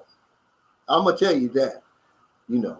I'm going to tell you that what men really want over here is a sex slave. That's what we really want. We want sex on demand. We want to cook, and we want a woman that speaks perfect English. Hey, Mr. K says, my vote's for Filipino P favorite. Yeah. But, you know, don't promote her on my channel now. Show me some respect. Y'all don't do that on her channel because y'all respect her. But you come on my channel, Mr. K, with this foolishness. I've already gave her props. Believe it or not. S. Anderson says, wow, 280 plus watching. Now the legit channel tells it like it is. Yeah, man, and I'm blown away by that. That's humbling, to be honest with you. When I started my channel, I knew nothing about live streams, by the way. And to think that I could have this type of audience watching me, it's a testament to me being a regular Joe, that people can understand what I'm saying. I'm not way out there with it. I'm not speaking over anybody's head. You know, they can relate to what I'm saying, what I'm doing, what I'm wanting. They're wanting the same thing.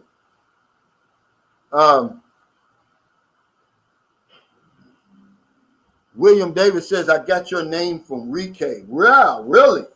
That's a compliment because, you know, Rike gets a lot of bullshit trolls and people knocking him, man. And,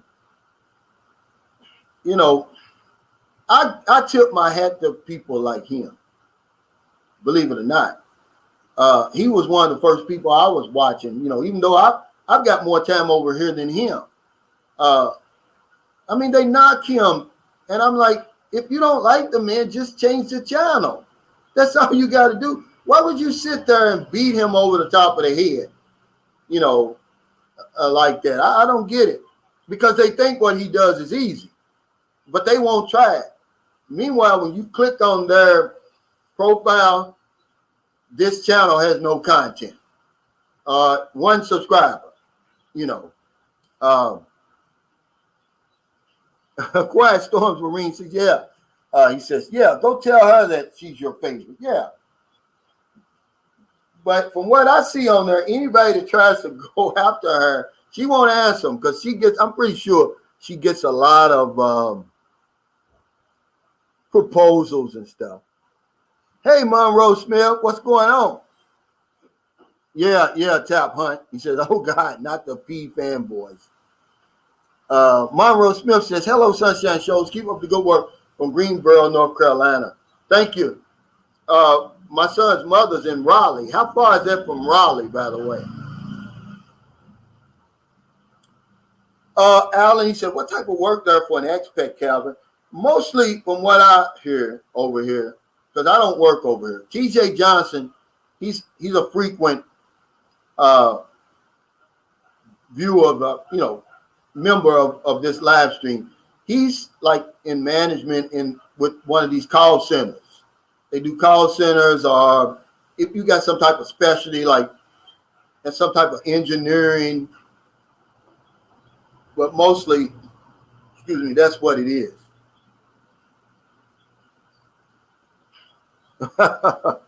Hey, Ron Bizzle, thanks. He says, I'm with Calvin Boots, #1 channel. He's a mental and hands-on brother. Yeah. And right now my videos aren't, so they're not technically great, but I'm going to improve my audio and my visual quality, guys. I promise you this. After 14 months' time, but I've got to get this house together first. You're going to see the better quality, the clarity, and the audio and all of that, because y'all deserve it. If I want my channel to continue to grow, it's going to demand it. But right now, it's just raw stuff, man, that I do. And I just try to talk about stuff that I know that's going to affect you when you get over here. And, I want to encourage you. I don't want to disparage you or discourage. I don't want any of my vlogs to be disparaging. Like the one y'all thought was disparaging the other day. No.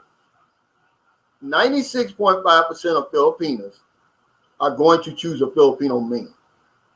All right. The reason I made that video, because that happens all over the world. Y'all reminded me that. But let me remind y'all that the Philippines, it's not like those other countries, because when people fly into those other countries, they don't think that they can have any woman that they meet, any woman that they see, any woman that they want. So I had to let you know, you got the royal flush when you get over here, but only you got your pool is limited to about 3 million. A little bit more if you throw in the bar girls, the guest relations officers, the streetwalkers and hookers, and the opportunity seekers. It may be 4 million. Okay. Hey, thanks, Robert Handon, for the super sticker. But yeah, I didn't want that to be a disparaging video. That's to keep you honest.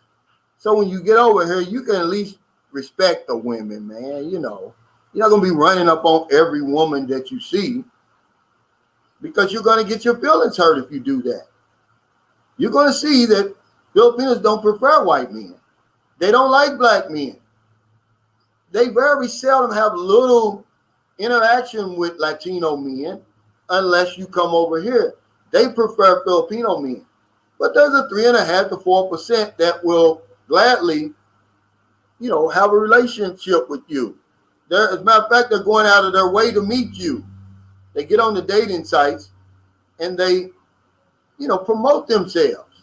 They let you know, it's like having a flashing red light on their head. Because when you get over here, there's no such flashing red light. You don't know which women want you and which ones don't.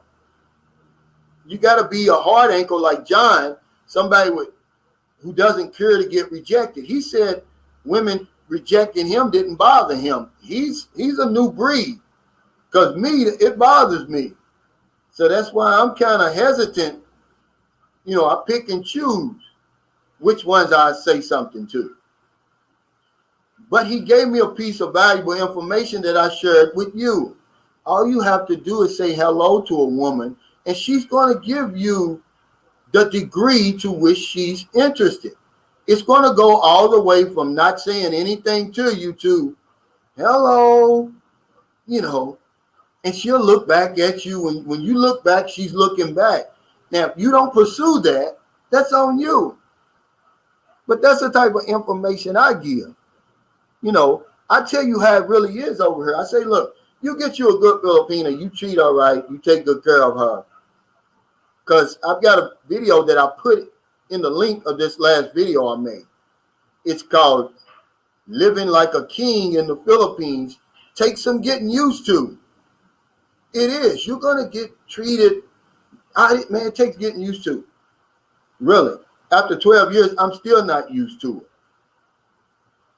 They take it to a whole other level, man. They don't want you to do anything. You can't cook. You can't clean. You can't iron your own clothes. She will wipe my butt for me if I wanted her to. I don't want you to do that. Let me do that. Let me wipe my own butt.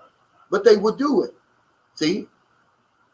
And it's not knocking them. It's not putting them down. I'm just talking about the level of care that they give you, man. You know, because Filipinos will tell you themselves why we come over here. Because Filipinos take good care of you. That's the reputation Filipinos got. And it's true. Okay, 2019 says I'm 20 minutes from Raleigh. Well, hell, you can run over there, man, because I tell you what, that's where I got that Filipino tune-up from. She's like the Filipino version of Marilyn Monroe. She's knocking, I know she's stomping on hearts over there. But more than likely, she's found a good man and over in America, imagine meeting her over there, not over here like I did. And you getting all of that treatment that she gave me, man, you got to be whipped. No ifs, ands, and buts about it. But yeah, I just want to tell you that's what, I want you to know what to honestly expect when you get over here. What to truthfully expect. But you got to put in some work too. You know, you just can't bring the royal flush over here and don't play the cards. You know, you got to buy, because when she shows up at the airport, she's going to have a little bitty bag with her worldly possessions, by the way, in it. And, you know, that's one thing I can say about my son's mother, the first woman I really had a serious relationship with over here. She appreciated what I did for her because she would tell me all the time what she had when she met me. She'll tell you right to this day, if it wasn't for me, she wouldn't have been in America. That I showed her another way to live. I showed her another whole side of life. But you got to do that. But in return, my God, look what you're going to get. Your Bellamy said, thank you. He said, your videos are off the chain. Keep them coming. Love the panel discussions. I appreciate it, man. So, yeah, guys, tell me before we get over here, what do you really want when you come over here? I know JH already put it up there. And to be honest with you, he's a world traveler. He's been around Southeast Asia before and all of that. But really, be honest with you guys. What do you think when Filipino comes to your mind? The ones who've never come over here. And if you can think back to the first time you came over here, when somebody said that, Philippines or Filipino, what came up in your mind? Hey, Alan, he says, get a better PayPal link. All you have to do is go to any of my videos, Alan, look in the description, and you'll see my link for my PayPal. But that's for anybody who likes my content, wants to support my channel. Not this one. I don't know. This is something. Remember, this StreamYard is an old StreamYard I've had. I'm actually going to take that out because I don't think you can click on that anyway. You can't. I don't even know what good is that. Matter of fact, let me take that off. Let me see. Sometimes you can do that too. You can use banners for a whole lot of stuff. That's when I first started. I put that up, by the way. Okay. Quiet Storms Arena says you want sex on demand, cook, cooperative, feminine. That used to be what wives were made of in the USA once upon a time, long ago, before there was feminism. Yeah. And that's really what you're going to get here. See? Because people don't understand how important that cooperative is. It's very important. Especially when you get our age, and we need people who are going to help us, who can help us. And then the feminine part, man, my God. It's been so long. I'm sure there's Filipinos that smoke over here. I don't see them, though. I've never, it's one thing I won't do. I won't deal with a woman that smokes cigarettes. that's just something I won't do. And when I got over here, I'm talking about the masses. You don't see it. I'm pretty sure they are, but hell, imagine the stress and the nerves that and all that they must be under over here. But a lot of them won't. They don't smoke. Hell, a lot of them don't even drink.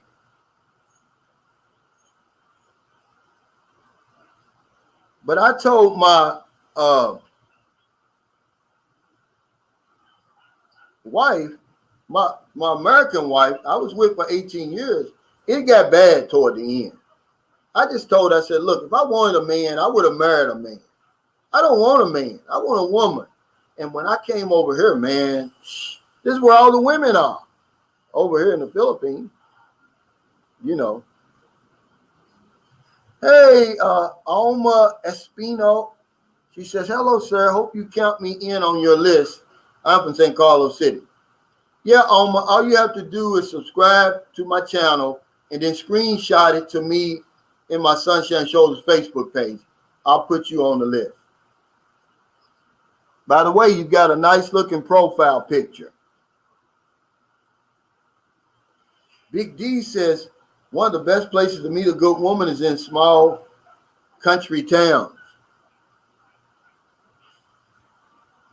I'm just got to take your word for it, Big D, because I'm through with American women, man. I'm sorry. I'm through. I'm just got to take your word for it, man, because I just can't deal with them, man.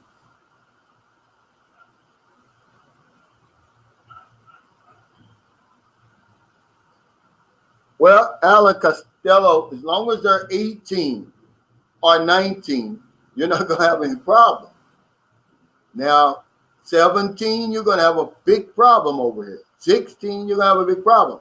I tell men all the time, though, a woman 16, there's not much difference between a woman 16 and 18 over here, except one big thing. The 18-year-old woman is legal. Don't fool with these two young girls over here. It's trouble, man. I'm telling you. But an 18-year-old, it was just, I had one that I dealt with for 6 months, but I thought she was 22 because her dating site said she was 22. I never asked her for ID. And, 22 to me at that time, I was 45. Hell, it's young, super young. There wasn't much difference between a 22-year-old and an 18-year-old over here. But when I found out she was 18, I had to let it go because I had a 15-year-old daughter at the time.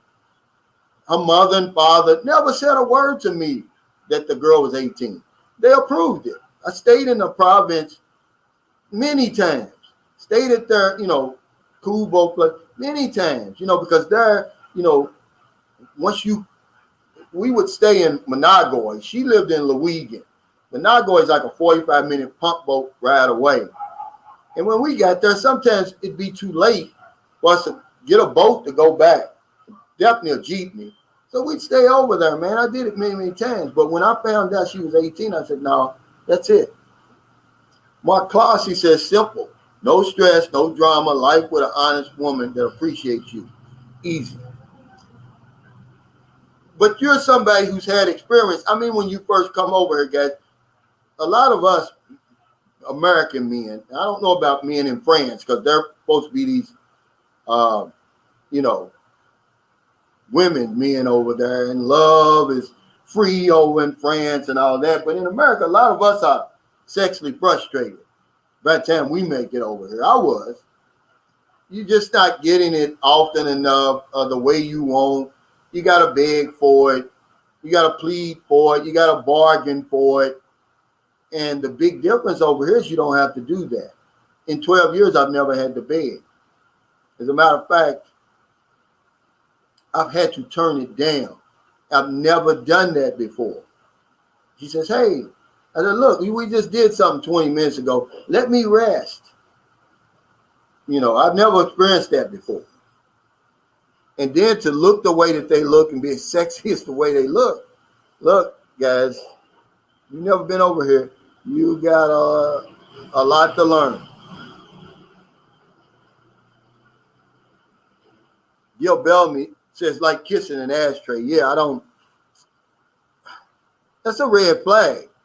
A lot of them women that smoke and stuff like that, they've been in them bars before. They're way out there. Yeah, smoking is it's absolutely a no-go for me too, Gurkhanan, and it always has been. I'm not some Rico Suave. I'm not Elvis Presley or Michael Jackson or nothing, but I can still have standards, man. You know, I can still say I don't want a woman that smokes.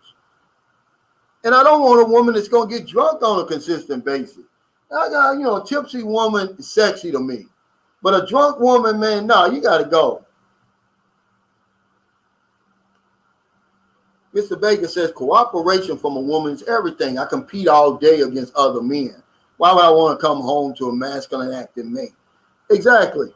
Remember the analogy I gave you that Gerald Muhammad said. He said, when you're out there in the world at work and all of that, you're in the middle of the ring. You're in the ring. You fight. When you come home, that's your corner. You don't want to come home and have to fight your corner man. You come there to be rejuvenated, refreshed, so you can get back out there and fight some more. It got so bad, and I'm telling you, man, I don't know what happened in my marriage after 18 years. To be honest. What's up, Reginald? Dollar, he said, what's up, Calvin from Delaware? Crook Mark says, smoking is totally a big, big turn off to me. So is a drunk woman. Yeah. A tipsy woman is sexy to me. But drunk, no, I don't like it, man. I hate that. To be honest with you. Big K said, preach. William Davis said, lady boys, true, they are great impersonators. Yeah, but you over here in the Philippines, I made a video like that. Lady boys over here, they're nothing but men with long hair and booty shorts, man. You're going to be able to tell them right away, unless you go to the ones who compete, who take a whole lot of time and, they have some foreigner or somebody giving them money to get the treatments and stuff like that. You're going to see a lot of times the scrubble is showing through the makeup. I mean, it's cringy over here, a lot of them. But yeah, they got some. They've got one here in San Carlos. It's actually her cousin. Because for anybody that don't know, see, my wife, my girlfriend, rather, remember I told you that I don't drive over here, and it scares me because it's dangerous. She was in a very serious accident years ago. Her and her cousin killed her cousin. Well, the lady boy is her cousin's son. Looks just like, and see, the young lady got killed. She was OFW in Japan, and she was, beautiful. The son looks just like her. You can't tell this is a boy, because I couldn't. Quintessential once, and Calvin hit the nail on the head. If I want a man, yeah, get a man. I don't like all that.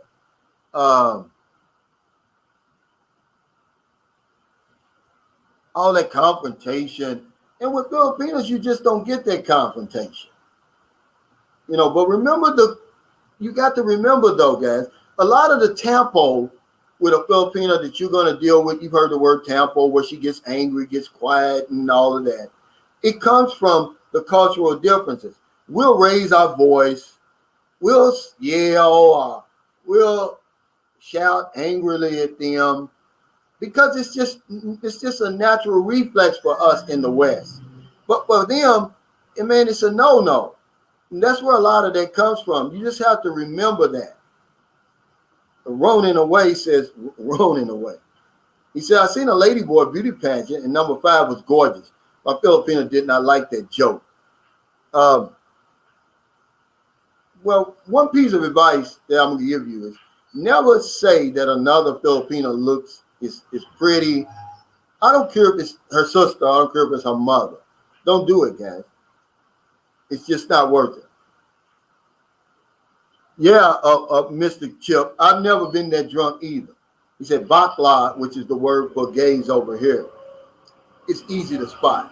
Or, Crook Mark said just check out the Adam's apple, but you can check out your arm, guys. A man's arm is going to go straight. A woman's arm is going to come like this. It's going to curve at the elbow. That's the easiest way to tell. If it's too 90 degree at the elbow, it's too straight at the elbow, you know it's a woman. I mean, you know it's a man. Oh yeah. Well, see, now this is where I'm gonna say that lady always bragging about. Sometimes I don't know who it is, but one of her people is watching my videos. She just did a video on this the other day. Is it a coincidence that I talked about that on my last live stream and on the panel Tuesday about this Tita Cha? He says, Calvin, are you going to talk about the tomboys who scam foreigners in order to have the better life in the West? Now, I know that y'all's favorite Filipino vlogger did a video on this just yesterday. But you have to understand, guys, Daryl Fulmore, who was on my panel Tuesday, by the way, his whole story was based on that. He told us about that. We talked about that in detail, that he was dating a lesbian over here. The locals tried to warn him that she was a lesbian, but of course he couldn't see through the Filipino tune-up. All the money, all the help he was sending over here was really for them to build up their life together. And she ended up, somebody ended up telling him, he ended up believing it or whatever it was. And then on Friday, I was talking about that. Yeah. But remember, because that's what I told you. I said, you have to be careful. You never know what you're dealing with till you get over here. It's a growing population over here. Because I told you that Filipinos, they're more mature than we are in a lot of ways. And one of them is their acceptance of gay people. They're miles ahead of the West in that. Now, I'll say it's tolerated because there's no laws over here. So I really can't say accepted. I'm going to say tolerated because there's no laws over here saying that they're equal. But yeah, they've been way out in front of us in a long time.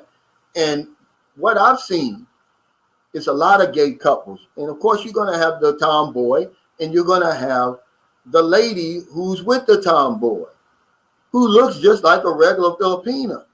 See? She's going to get on there when times is hard and lure you in. You may even come over and be with her a few times like Daryl and end up spending a lot of money on the lady when she has no interest in you at all. But the people tried to warn him. They tried to tell him. And that's why I tell you, when you come over here and get with your Filipino, go around her family, go around your friends, her friends. They're going to tell you everything you need to know. They're going to vet her for you. But we don't want to do it. We think we're too good to go to the province or to the squatters area up in the mountains. You better, if you're really serious about the lady, if you really want to know what you need to know about her. Bravo 29 says, I did not know that at Daryl Fulmore. Yeah, he's got a whole story that we were talking about. No, we were just expanding on it. I'm not saying that. I'm just saying that. I'm saying to you that she just put a video out there yesterday, and I'm asking, is it a coincidence? Yeah, we can expand on it, but I'm going to tell you, Tita Cha, what I told you the other day. You don't know what you're dealing with until you get over here.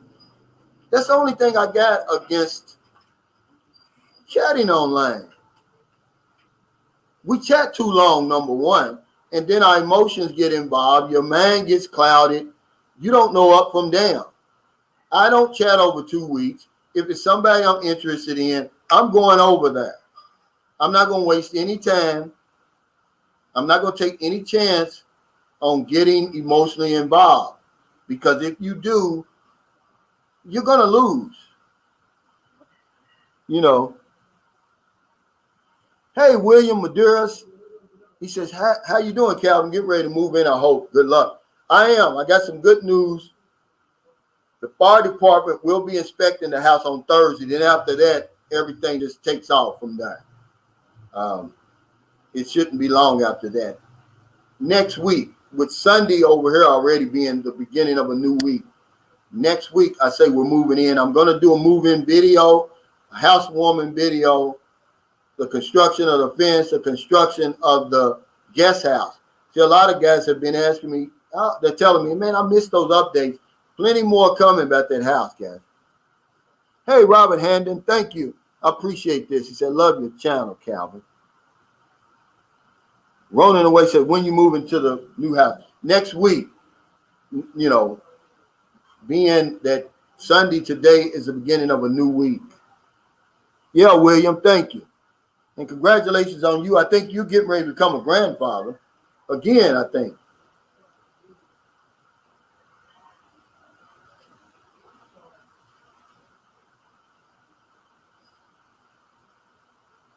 Sorry, 2019 said Calvin only 173 likes. Fellas, get the likes up. Yeah, y'all know that helps me. It helps get the videos into that rotation. You know, YouTube has some crazy algorithms. And a lot of times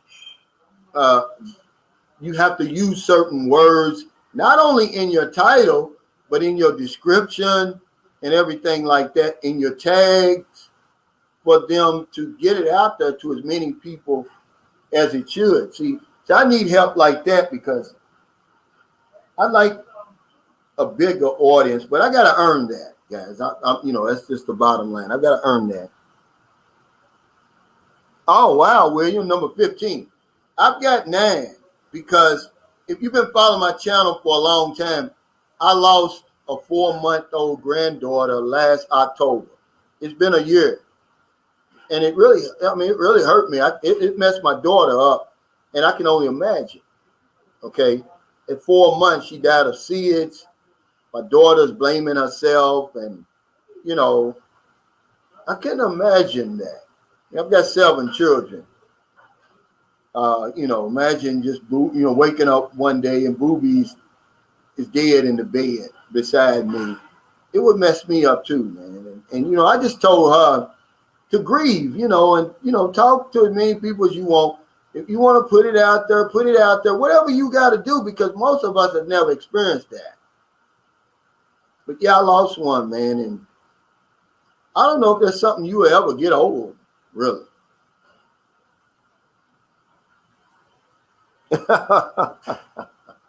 S. Anderson said, how many of those 287 viewers are other field bloggers spam?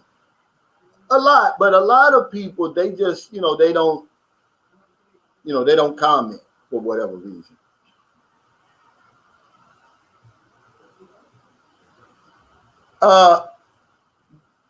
This is something you can't see, Iskandari. He said you should screenshot those who are doing the dislike and post it here so we can see who they are. See, that's one thing YouTube does. It protects their privacy. You don't know who's liking your stuff or who's disliking it.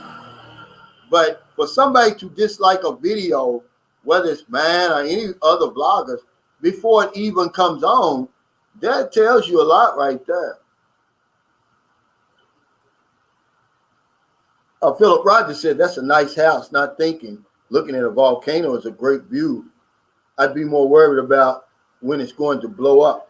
I think we're far enough away not to have to worry. And, you know, with volcanoes, before they actually blow, they give you a lot of warning. They do all that old ash and all that stuff first. Remember Mount St. Helens, if you're in the United States, or anybody that was in the world at that time, that was worldwide news. Remember how it starts spewing all that stuff? It does all that first. Tito Todd says, where's Master Chief Buck? He'll be on here Tuesday. There's no telling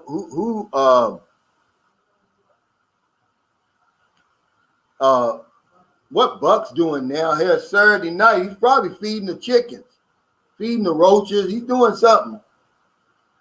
Mark Clark, he says, hard burn one of your kids, brother. Been there. Man, I gotta send my condolences to you, tip my hat to you, man. I don't know, man. I've never experienced that. If anything is harder than burying my mother, man, I don't want no parts of it.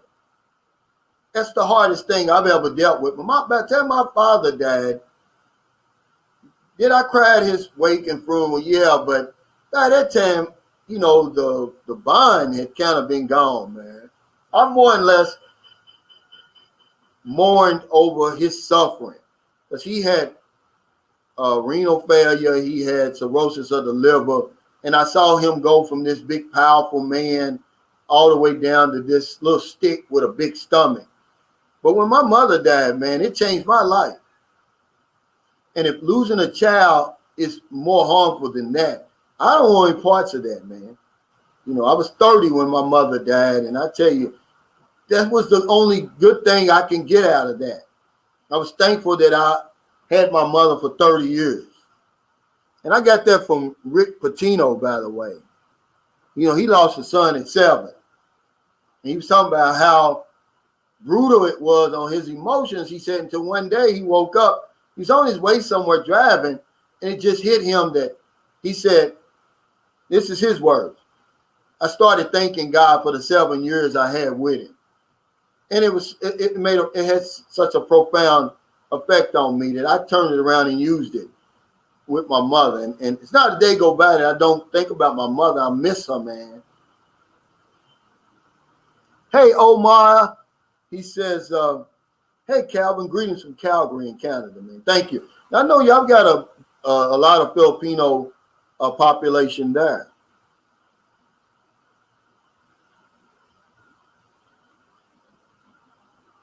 Quiet Storms, Vereen said, Calvin, are there any poisonous snakes, dangerous animals in the Philippines? They are, but not where I've lived. And I purposely lived where I live for that reason. Yeah, there's that saltwater crocodile over here. Some of these crocodiles over here get huge. And there's several attacks here every year in the Philippines. Yeah, there's poisonous snakes. But in my 12 years, I've never seen a snake or an alligator or crocodile, whichever one it was. But they have them over here. A lot of times they're around Palawan, in that Sulu Sea, down in Mindanao. But yeah, they're here.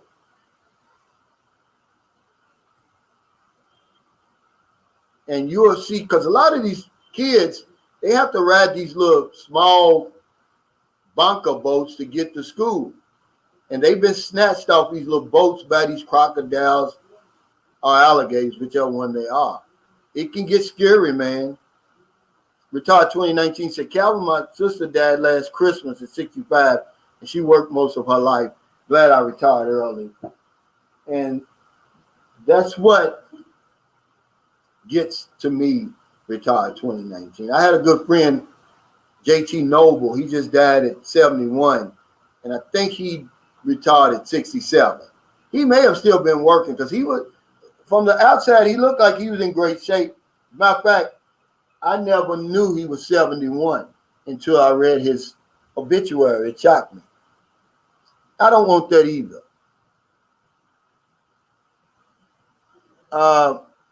Joe B said, Cal, my fiance's hometown is Saltwater Crocodile in Mindanao. She swears that I'll be safe, but U.S. government warning say don't go to that area. What do you say? Well, her particular area is okay, but remember, her area is going to be around like Marawi, not far from Marawi, and I think that's why the United States is telling you don't go there. Most areas in the Philippines is safe. They'll tell you don't go to Mindanao at all, but I have to push back against that because Mindanao is vast, and it's one of my favorite areas in the Philippines because I haven't explored Luzon, but I think you're going to be all right. And remember, man, we in the United States for some reason, man, we just got this old biased view of Muslims. That's a religion, by the way. That's not a race of people, guys. It's time we get a bit more open-minded than that. I'm going to go on record right now saying I'm more afraid of Christians, by the way, than Muslims. If you go back in my history, I've had more problems with these so-called Christians than Muslims, okay? I'm just going to be honest with you, man. We got a biased view against Muslims, man. It's just something that we need to, that's why they saying, oh, don't go down in Mindanao, because that's where most of the Muslim population is, man. In the Philippines, the only difference, they're Filipinos first and foremost. And they're going to be hospitable and kind and smiling at you first. The only way you're going to be able to tell the difference is they wear the religious apparel, what you call it, the women wear on their heads. Otherwise, you're not going to know the difference. But that's the reason they tell you don't go there. Is there some extremist Muslims down there? Yeah. Just like extremist Christians over there. Like Timothy McVeigh was a Christian, guys. Those people that are doing all this stuff over in America, these were extremists. But most of the Muslims, man, I'm going to tell you from experience, I lived in Zamboanga on and off for years. About 10 years, matter of fact. No, 8. Never had any problems with Muslims, man. That's their religion. Muslims, believe it or not, Islam is a religion of peace. People who really follow that religion, they're going to be about as nice as anybody you've ever met. So that's why they tell you don't go there. Because we got this old messed up view about Muslims, man. We're prejudiced against Muslims. That's where that comes from, Joe B. Mark Crook says a real true Christian doesn't act like that, Calvin. Well, you got to remember, Mark Crook, these slave masters were so-called true Christians. Okay? Let me remind you of that. They would beat your ass during the day and then at night get on their knees and pray to the same God you're praying to, that the slave was forced to pray to. I'm just saying, these religious leaders over there in America, where are the true Christians? If they are, why aren't you doing something against all the crap that's going on in America? I have a problem with that. If wear your religion, wear it. You don't have to talk about it, wear it.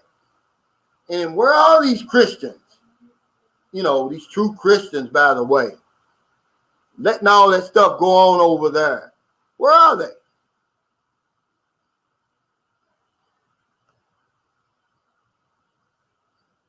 Hey, Joe B said, thanks for the advice. I'm going to visit on my next trip there. Yeah, and if you're nervous, do this. Have her meet you somewhere like Cagayan de Oro or, one of those, safer places in northern Mindanao. You can even, they'll tell you don't go to Ligan City, which is crazy. They're not going to bother you. But it's only because they'll tell you stay away from places. See, where you're going, where your fiance goes, Joe B, it's a big Muslim community. So that's why they say, hey, stay away from that. But that don't mean nothing.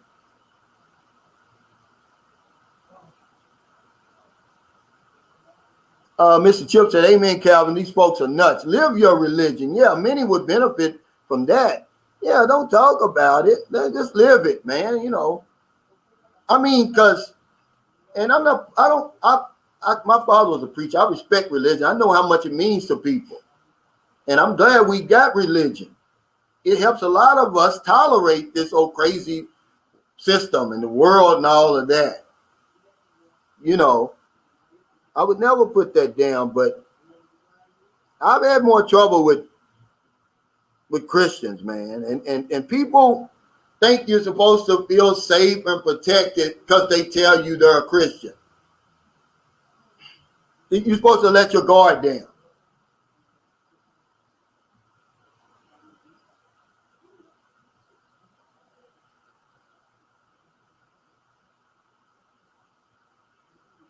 No. You've never heard me say 1 in 5. You never heard me say 1 in 5.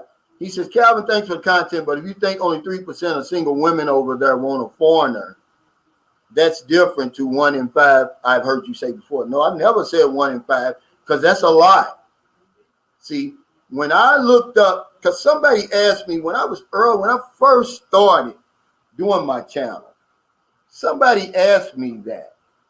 They said, hey, what do you think what the percentage is? I didn't know. I wasn't going to throw anything out there. So I went to the Philippine Statistic Association, Authority rather. And they said they got it up there every year. About 3.5% of Filipinos and Filipinas that get married in the Philippines marry foreigners. The other 96.5%, and this is year after year after year, marry Filipinos. So, but of course, this is marriage. We're taking it all the way to the limit. Then you got to realize there's other Filipinos marrying foreigners abroad. But you got to meet them here. I went on record to say that because of my experience in the Philippines, man. These women, they're skeptical of you. They're totally different than us, by the way. We have nothing in common with them. That's another reason why they don't want to date foreigners. It's not 1 in 5, man. That would be 20%. That's crazy. That's not true. Because, okay, flip that around. Remember the guy just asked that question. He said, what do you think? Is it Filipinos are attracted to foreigners or foreigners to Filipinos? I say it's probably an even kill because it's very few of us. What percentage you think of us is coming over here? Very few. So no, it's not. No. It's not 1 in 5. I've never said that. And I would never say it. And if I did say it, I was dead wrong when I knew the truth. Is it more than 3.5%, 4%? Probably, but not much more. I wouldn't say over 5%. And that's when you throw everything in the kitchen sink in there, including the bar girls, the GRO, the streetwalkers, the hookers, and the opportunity seekers. This has just been my experience over here, man. Most women over here, they prefer a Filipino man. They go to bed dreaming of Filipino men, not foreigners. Okay? And, a lot of the viewers, they say, well, Calvin, it's just like it is in all other countries, and they're right. The difference is, and the reason I made that video is because when men get off the plane in these other countries, they don't believe that they could have any woman that they see like they believe when they come to the Philippines. I'm just kind of shedding a little light on it. I'm not trying to be disparaging or to discourage anybody from coming over here. I'm just trying to put a little reality in the mix. Yeah, you probably got 3, 4, 5 million women over here that you could most likely have, but hell, out of 50 million. And see, here's a fact right here. Okay. And I'm glad he brings it up because I bring it up all the time. Clifton Root says, my wife didn't think I would even come to the Philippines. Now, why is he saying that? I say that all the time because it's a fact. That's why they chat with 3, 4, 5 men. They know you guys aren't coming over here. How many times has somebody told them, oh, I'm coming, never come? My wife's first cousin, by the way, chatted with a man for 4 years till he finally came over. But guess what? She was fooling with all kind of different men in between that time. Now they're married, living in Louisiana, in America.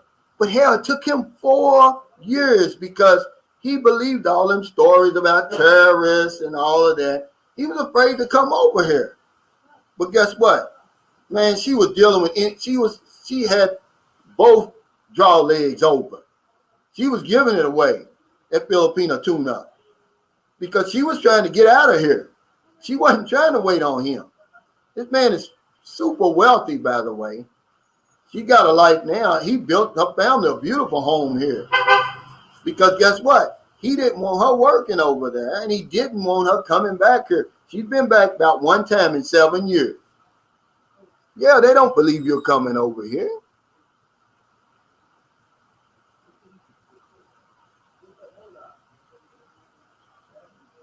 Yeah, they're different. They're different, man. This isn't the same over here like people think. Are they human beings? Yeah, but that's about as far as it goes. You know, imagine you can't even raise your voice at one of them. You're done, basically. They'll be mad at you for the rest of your life. You know, and it's just you're not going to get the treatment, man, that you get over here, over there. Is it possible? Yeah, but not at this stage in your life. You're only going to fool yourself. Do you think that me as a 55, when I came over here for good, I was 55. My wife was, let's see, that was 2018. She was born in 1980. She was 33. And I had a 33-year-old woman, and I wasn't rich, and I wasn't famous. I wasn't some VIP or something. Yeah, it is different over here. Yeah, Big D, but it's not much more than that, man. It's what I'm trying to tell you. If you throw everything in the kitchen sink, dude, because you got to understand something. I'm talking about Western men, by the way, because there's a lot of Chinese over here who, by the way, don't really find Filipinos attractive for a lot of reasons. There's a lot of Japanese, Korean men over here, other Asian men, Indians over here. All right. I'm talking about Western men, Big D, because and if you look at my video, I say that, but you guys don't listen to that. All y'all do is nitpick. Yeah, there's a lot of foreigners over here, Chinese, Asians, but I'm not talking about them. I'm talking about you, because we live so far away. They live right over here in Southeast Asia, in Asia. It only takes them 3-4 hours to get here. So it's going to be a lot of them over here. I'm talking about Western men. It's not that many. And see, the Filipinos 7 times more likely to marry a foreigner than a Filipino man. Americans, see, I'm giving you all the facts, Big D. Americans, they marry us 26% of the time. 3 times more than anybody else. 5 times more than the South Korean, the Japanese, the Australian. Look on that. This is not coming from me. This is true facts coming from the people who register you when you have to get married. I'm talking about the West, guys. Yeah, when you know, it's very few Western men, man, that come over here and fool with these women. Okay, Americans in 2019, the last year that they've had real tourist numbers, 1 million Americans came to the Philippines. Now, how many of them were gay? Who wasn't looking for a woman? How many of them were women? How many of them were married? Okay, honey, bring me my charger. And then you're going to see what you're looking at. Then look at the numbers for Australia, because the top 4 tourists in the Philippines, my charger for my computer. The top 4 tourists are South Korea number 1, China number 2, US number 3, Japan number 4, Australia number 5. So if we're the 4th, if we're the 3rd, meaning, and only 1 million of us came over, if the numbers start dwindling, man, you know, I'm going by what they're telling me. I'm giving you true numbers. So if you want to nitpick and say all that, okay, well, come on over here and run up on these women and see what they're going to do. They're going to look at you like you're crazy. They're not. Now, you know, he said, yeah, Harold Till said they're different, but not to the point where Europeans, they want something nice to look at too. They want something young to look at too. If every foreigner that's showing up over here is retired, and older, and beyond his peak, what makes you think they want us? They don't want you under no circumstance. You know, when I give you that information, I'm trying to help you, man. I'm not trying to. You guys are just not going to come over here. You guys that say that kind of stuff. Joe, said, Cal, have you witnessed any racism there? An American told me, Philippines told him to go back to his own country and he's not welcome here. Man, I've never experienced that. I've never felt as welcome here as I've been around the world. Remember the Navy, then some places I went on my own. And I've never felt as welcome in the Philippines. I've never felt as welcome here, you know, as I have anywhere else, even in America. But are there racists over here? I'm pretty sure there are. Remember I tell you that a lot of the smiles and a lot of that hospitality may be plastic, but the majority of it's genuine. But I've never had an incident like that. Honestly, I haven't.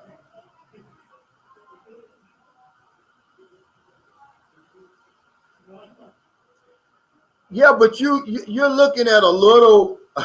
Come on, Big D, man. I'm not even gonna argue with you, man. This is such a crazy statement, dude. You know, look at the small sample. We're talking about 55 million women over here. You take off the 10% that are abroad, you're talking about 50 million women over here. You're going to give me a sample of 10, man. Go on with that, man. It's crazy.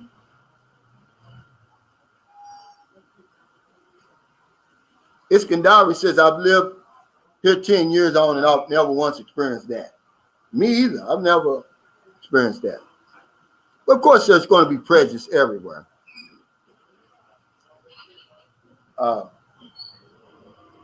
Yeah, I think, somebody said the other day that racism, the only people that really worry about racism is in America. And somebody said South Korea, too.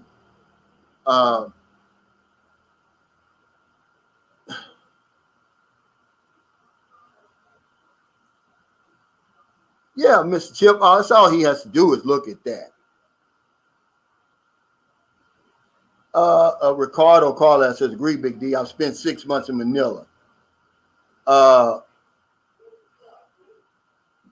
Meanwhile, the Philippines is 7,641 islands. We're talking about just straight facts, man. The women that you meet over here are going to be the ones that will mess with a foreigner. And even if it's more than 3%, look at the 3%, guys. I'm not going to argue with y'all guys. I live here. You were there for 6 months. I've been here on and off for 12 years. I've been here for 3 years straight. I'm telling you what I'm seeing, what I'm living, what I'm experiencing. You come over here, whoever you are, Ricardo, and you think that you can get one of the best and finest women over here, they don't want you. Okay? But there's a percentage of them that have put it out there that said, hey, we'll date a foreigner. We don't mind going with a foreigner because guess what? We want a better life. We want a visa. We want a lifetime opportunities. But to say that the women over here, they're no different than women anywhere else. They marry within their race. Okay, that's all I'm going to say, guys. I'm just trying to tell y'all what I'll be trying to help you guys. I'm not trying to discourage you. There's plenty available women over here, a whole lot more than the men that come over here.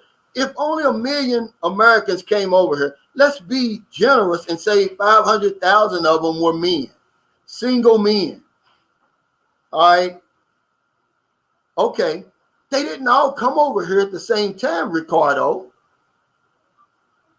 That would be about 40,000 men a month. Don't you know it's like a drop of water in the ocean in a country of 110 million people, man? Yo guys have got to start thinking, man, and quit trying to nitpick and push back at everything that I'm saying. See? But you, Big D, I'm not even going to argue with you guys anymore.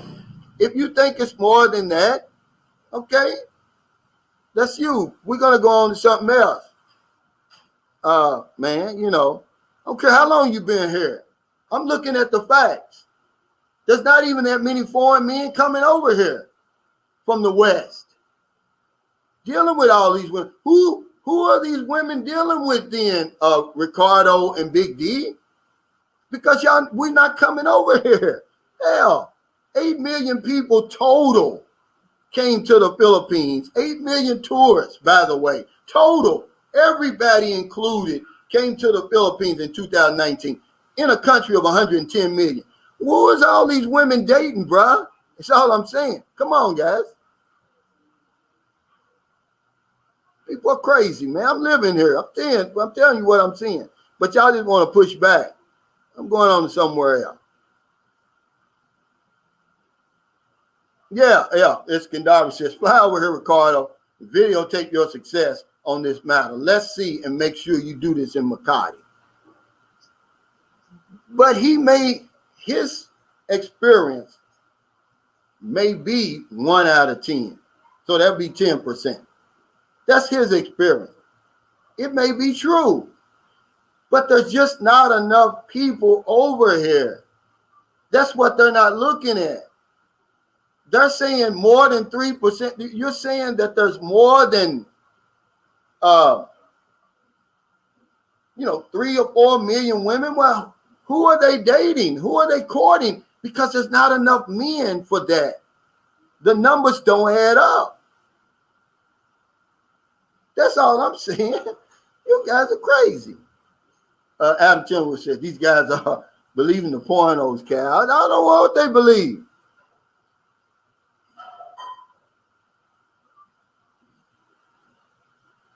Yeah. Harold Till's 3%, 90%, who cares? That's a great point.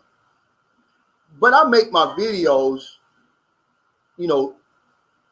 to be informative, to just say, we really care because a lot of guys are watching these videos who've never been into the Philippines before, and they've got the wrong impression. They think that when they get off the plane, they can have any woman that they want. You can't have any woman you want over here, Harold Till. I don't care who you are. Now, if you're a Filipino celebrity, you one of these fly guys over here, your chances of getting a Filipino woman over here is way up there. But as a foreigner, no. So I'm just giving you a little dose of reality so you can say, oh, okay, I can just conduct myself in that manner. Don't come over here beating my chest thinking that every woman wants me.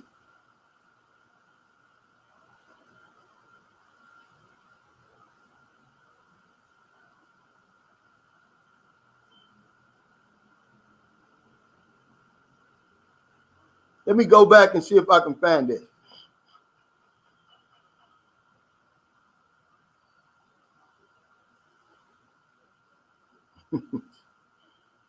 John says he had an old woman and sudden lady tell me to go back to my own country. I said, okay, I'll go spend my money somewhere else. Then she said, I'm just kidding. But really, I've never seen that. I've never experienced that, John. Honestly.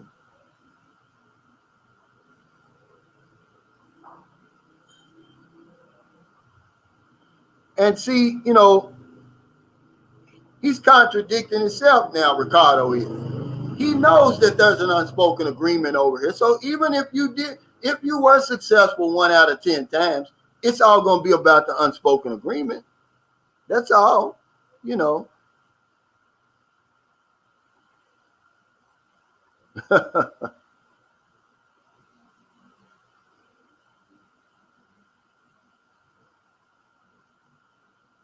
Early Cooler says, my girl's Korean.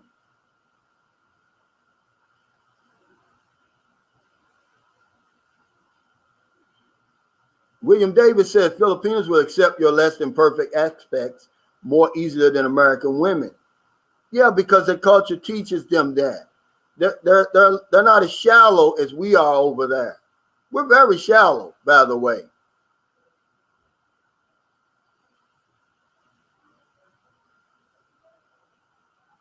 Yeah, Ray B101. We never really talk about that for real. But yeah, JH, I can't find that. This thing moves so quick over here. I tried to find it, but I couldn't. Tell her to type it again.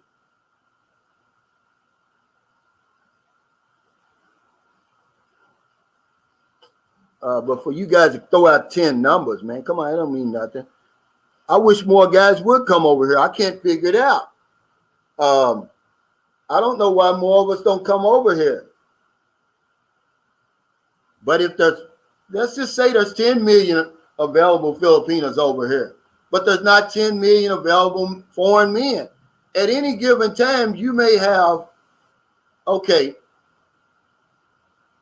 700, okay, they said 8 million, right?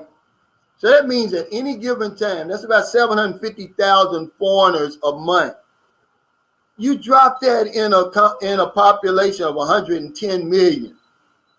There's nothing there. You can't even gauge it. You can't measure it. It's too small. And these are different men coming in and different people coming in now. Remember, they're not all men. They're not all single. They're not all interested in women. A lot of them, most of them, are from China and South Korea who are over here on business. If you drop that million Americans in here, 500,000 of them is single men. It's about 40,000 a month, man. That's, you can't even gauge that.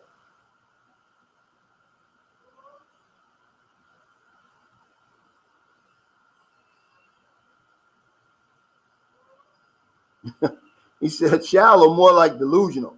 It is. Retired 2019 said, Calvin, the average U.S. man is broke and can't afford a plane ticket to the Philippines. I think it goes a little bit beyond that. I think we're caught up. First of all, we're afraid to travel outside that comfort zone. See, everything is familiar to us. You know, I'm going to tell you something, man. If you think coming to a place where you know nothing about, you don't speak the language, you don't know anything about the culture or traditions, if you don't think that takes courage, it does. A lot of people don't want to do that. And then a lot of people, you know, they're just comfortable in, you know, where they are. They don't know anything else and they don't want to know anything else.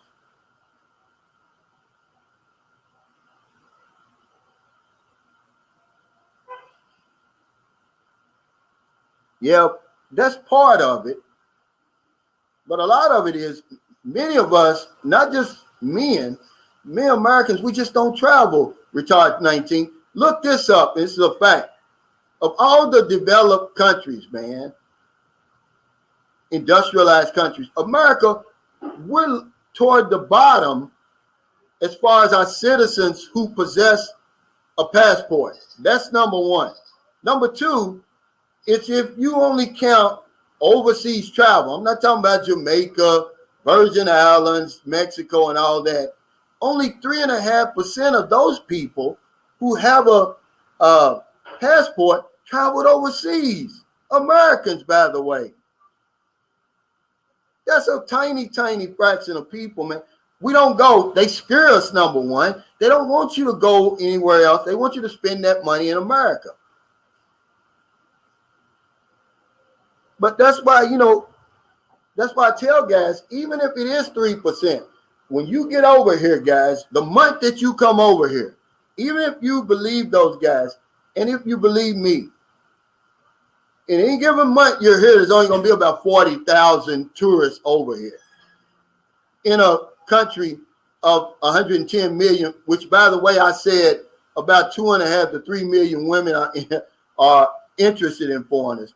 40,000 and you got 2.5 to 3 million available. Your odds are very good. Hey, Love Beat Muse. He said, hey, Brother Calvin, I've been rocking with you for over 6 months and still take the nitty gritty as a real deal. Still coming over there in 2022 for 6 months. Come on over, man. And I would challenge anybody to come over here and say anything that I've shared on my videos, which, by the way, is my boots on the ground experience. My perspective is bullshit. I will put that challenge to you. And if you can prove that what I'm saying is not boots on the ground experience, I'll pay for your Airbnb for a week or your hotel for a week. See? I'm telling you what I'm living. That's all I'm saying. I mean, you can go out there and, you're going to have your own perspective. That's what I told you. You're going to see something totally different when you get over here. But you're never going to be able to say what I'm talking about is bullshit. It's not. Bravo 29 says, I got one of the lucky ones. American wife who stuck with me after my disability. Had discussion that I was going Southeast Asia until I met her. 20 years strong now. Hope to visit the Philippines one day. Yeah, see, we're not generalizing. But as a father of 4 grown American women, I can tell you that they've got some delusional expectations, and so do the men. And when I get 58, see, one of the big delusions in America that I don't like, they think that you're supposed to date within your age group. So I'm 58. I'm not supposed to be able to date a woman 38 or 28 for that matter. I'm supposed to date a 58-year-old grandmother, as a matter of fact. Okay? When you get 58, because based on our beliefs, your pool of available women, shrinks. And hers does too, because a lot of us are dead. So no, I don't buy that. Yes, it's delusional.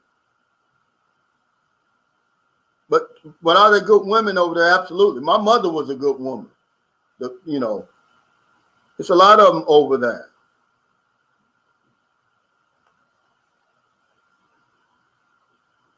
But for a certain segment of us who have reached the stage in our life where we've had some situations where, fool me once, shame on you. Fool me twice, shame on me.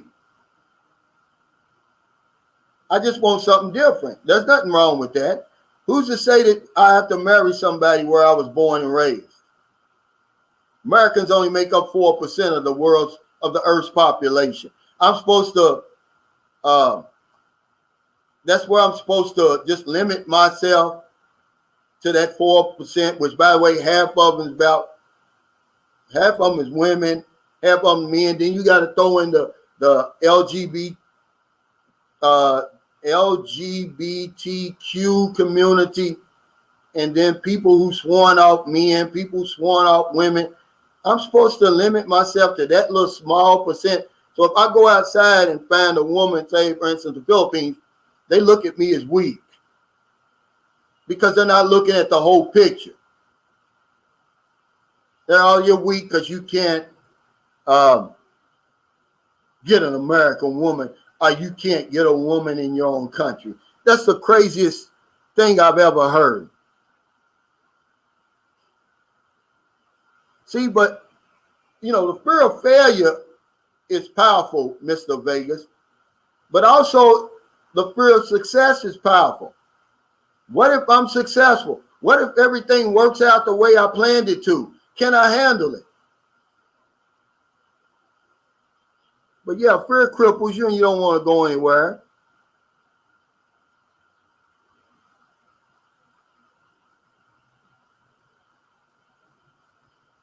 Yeah, he says, I'm 62, my wife is 28, and we've been together for 10 years. And that's great, see? But if we tried that in America, what would happen? That meant you was 52 trying to date my 18-year-old daughter. I'd put a bullet in your ass. And this is what we were talking about on my live stream before, Big D. And people don't understand. That's why I made the video. It's a double standard when it comes to dating over here. It's okay for us old guys to come over here and, by the way, pick somebody else's 18 or 19-year-old daughter, but you turn that around and have a 50-year-old hard ankle knocking on your door in Greensboro, North Carolina, you're going to have to pay the price. See?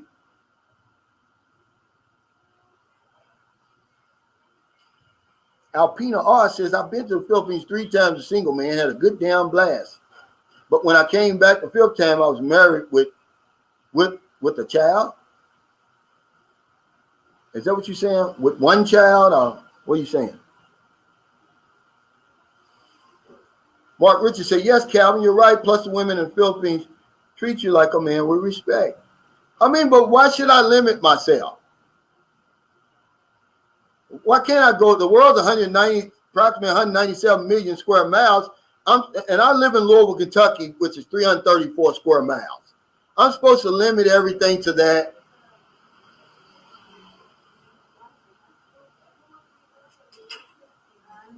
Yeah, that's why I tell you the music in the 70s is some of the best music. They were really preaching then. The music today, man, it's not preaching like this. You're talking about American Woman, yeah, stay away from me. Yeah. They knew then that, there's greener pastures other places, guys.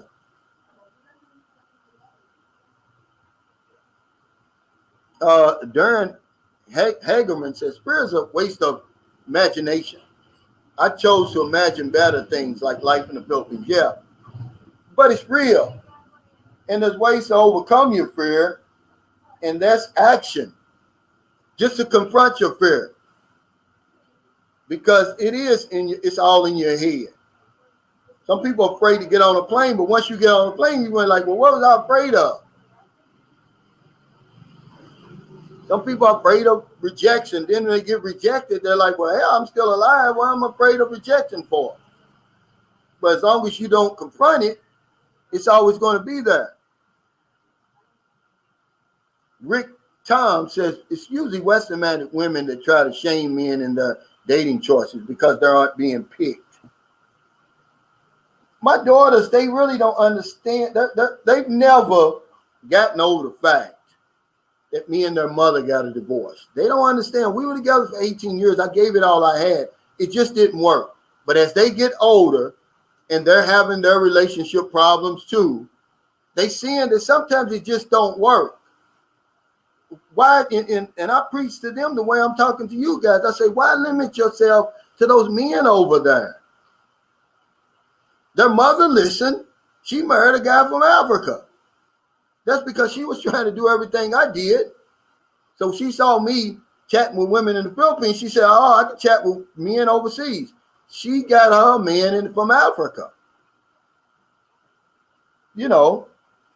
He's younger than her too, by the way.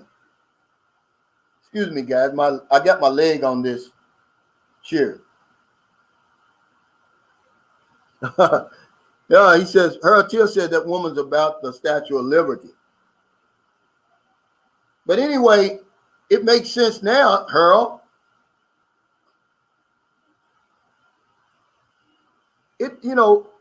Expand your horizons, Mark. You're right. It doesn't even have to be in the Philippines. I was looking at a brother yesterday. I forgot. He died. He was in Brazil. I think his name was Charles. Somebody correct me if I'm mistaken. I looked at one of his videos yesterday, and his video was called Hood USA versus Living Abroad.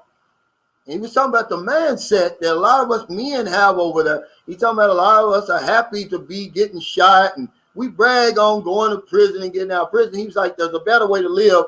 He was over in Brazil. So it doesn't have to be the Philippines. It just so happened to be the Philippines for me.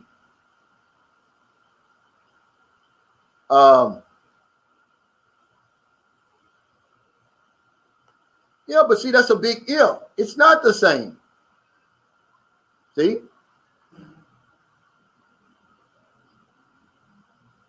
And yeah, Charles Tyler. I seen a video on him yesterday that he was talking about that. He was like, man, look, it's something better out here. This video was about, I think it was 7 years ago. I don't know how long he's been dead. But that's the sort of thinking that's in my neighborhood, man. That's why I watched the video. I could relate to it. They roll out the red carpet for you when you get out of prison. You get out of the military and they look at you like you're stupid. Like, what you join the military for? you're a clown. It's just, it's just a different way to live, man. And that's why I do my videos. That's why I want to show you as an example that you don't have to, put up with anything you don't want to put up with. If you plan right, if you save right, and you strong enough and courageous enough to jump off that hamster wheel, go ahead and do it. You're more than likely, you're probably going to find some success. But if you just want to sit around and complain all the time, and woe is me, the world's picking on me, and then I can't help you.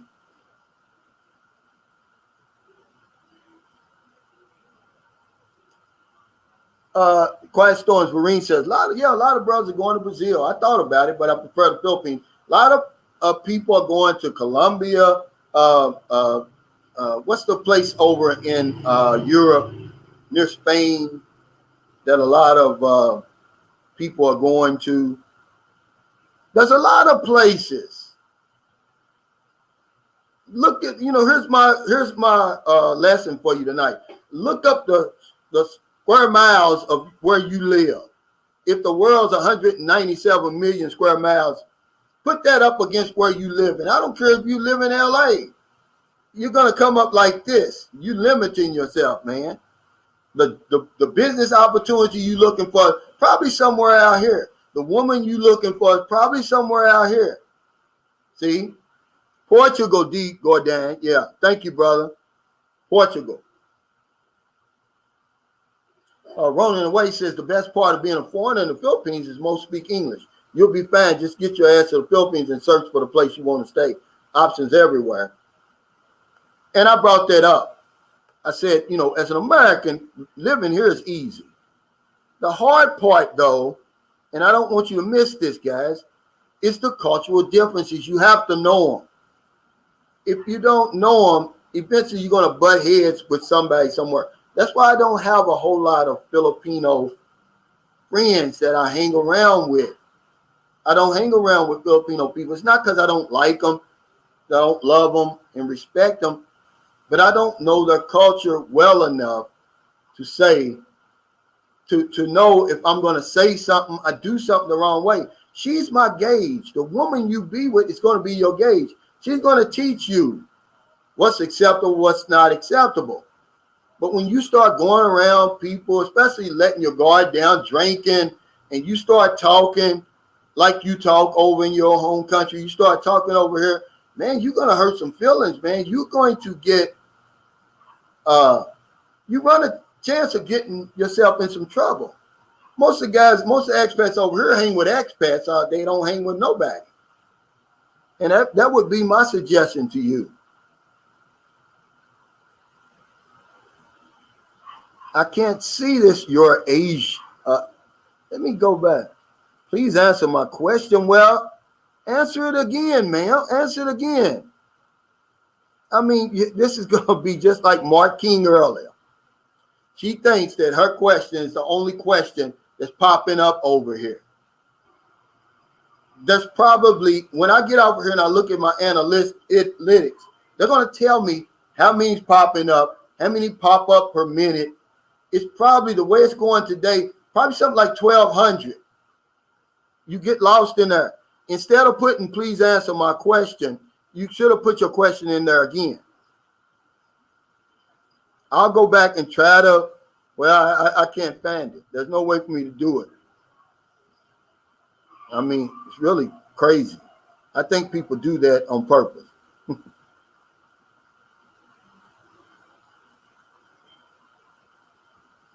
But you will know, your wife, or Paul Smith said, Callie T, what happened to him?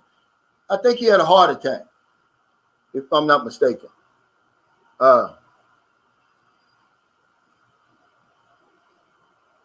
your wife is going to show you just your relationship with her and your interactions with her.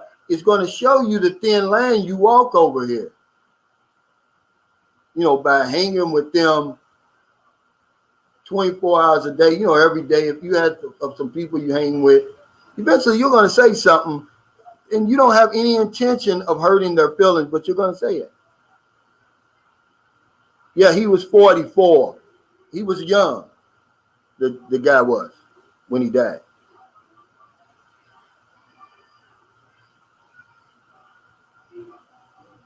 Cliff and Ruth says some make it happen, some let it happen, and others say what happened. Yeah, I'm going to make it happen. I got tired of sitting back waiting for the right time. There's never a right time, guys. It's never a right time. Yeah, I mean that. Right, China. He said, where is your soulmate supposed to be? Yeah.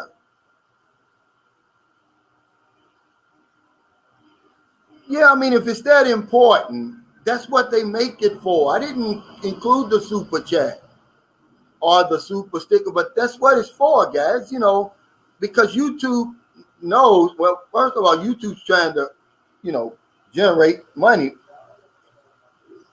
It's their idea, but that's what they put it for. If it's that important.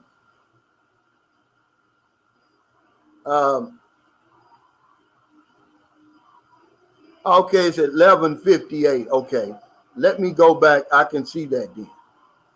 Thank you, Cliff and Rue, for that. Now I can go back to 11:58. This better be worth it. No, I'm joking. Okay. Your Asia says, I've watched lots of your streams, and I've heard and said girls in the Philippines are pretty much pay for play, even the normal ones. So why not stay at home and have sex with escorts instead? What's the difference? Well, the difference is these women here aren't escorts and they're not prostitutes, but it's the Philippines. When I say pay for play, we're talking about an unspoken agreement. You got to look at both sides of that. The Filipina says, okay, I know what you want, and I'm going to give it to you, but you're going to have to give me what I want. And then the foreigner says, okay, I know what you want, and I'm going to give it to you, as long as you give me what I want. It's an unspoken agreement, ma'am. And what men, I'm going to do a video on this because this is deep. We only think we're coming over here for the women. You may come over here for the women, but I guarantee you it won't keep you over here. See, it's a whole lot more to live in here than just women. But when we deal with women over here, this is the Philippines. It's not a poor country, but there's a lot of poor people over here. Women are not just dating you because you're somebody special, you're Asia. Let me remind you that we live 8,000 miles away. We have nothing in common with Filipino women.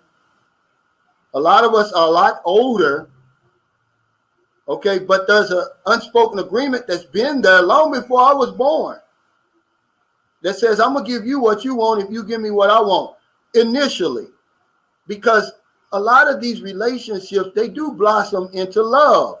It's not like an escort. See, it's different, but that's there. So it's a big difference. These women are not prostitutes. They're not really selling themselves, but they're not stupid either. And neither are we.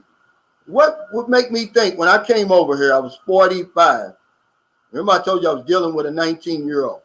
I thought she was 22.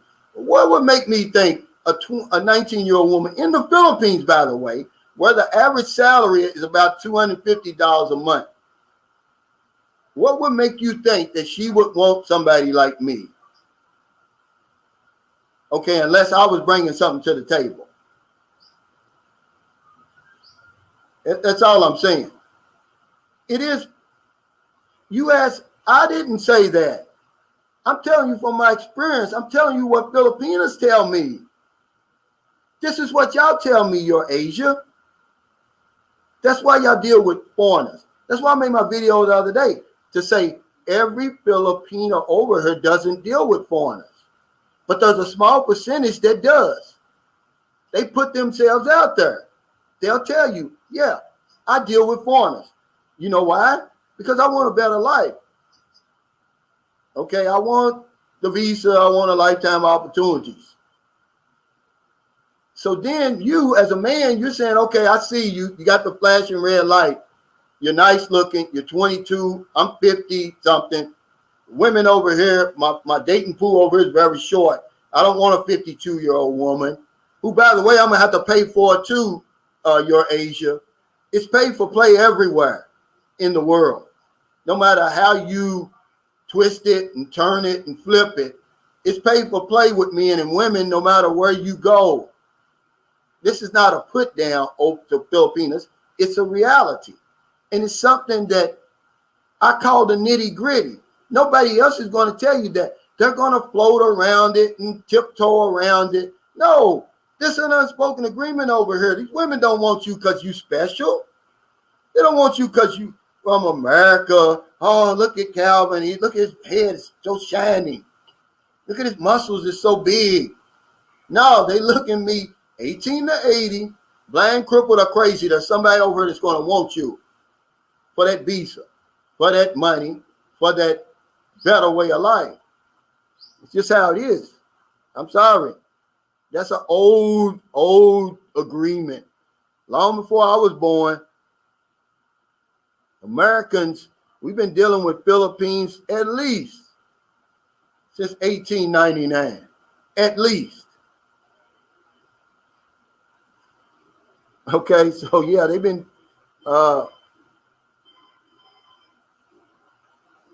this is how it is. It's no free rides in life. And it goes anywhere. You know, okay, you're going to do the same thing with an American woman. How many dates you got to go on over there to the movies and all this and all that, gifts and all that, maybe pay the rent or something like that, before you can even dream of going to bed with her? A decent woman, I'm saying. It's the same thing over here. Come on. But they don't want the nitty-gritty colon B. They want you to think that, oh, yeah, Filipinos, they're so innocent and, you know, we're so innocent that y'all really want us men for that. We know what we want. They're afraid to tell you, so I'm going to tell you. We want sex on demand. We want somebody that can cook, and we want them to speak good English over here. What we end up is with something a whole lot better, though. A whole lot better. But that's what we want. And that's what most men want. Most men want, look, if you want to please a woman, you're Asia, no matter where you live, give them these three things: sex, a good meal, and peace. Leave them alone. Don't nag them. Don't be on our back, looking over our shoulders. We're not perfect. When we come home from work, which, by the way, is the boxing ring, you're the corner. We don't want to fight you, too. We don't want to fight the corner, men. We're supposed to come home to refresh and rejuvenate so we can get out there and fight again. But it's paid for play all over the world. We're not disrespecting anybody. And Filipinos probably wouldn't even deal with us if we weren't literally kicking in their doors over here. We're beating down their doors. We're saying, hey, look, we've got the visa, we got the financial security, we got money. Just give us what we want.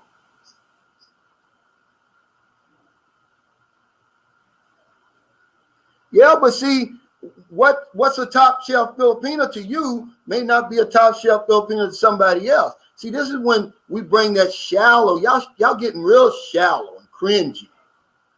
What's the top shelf to you? I've seen women, man, I've had top shelf over here, what I consider top shelf. I got a top shelf now in my mind.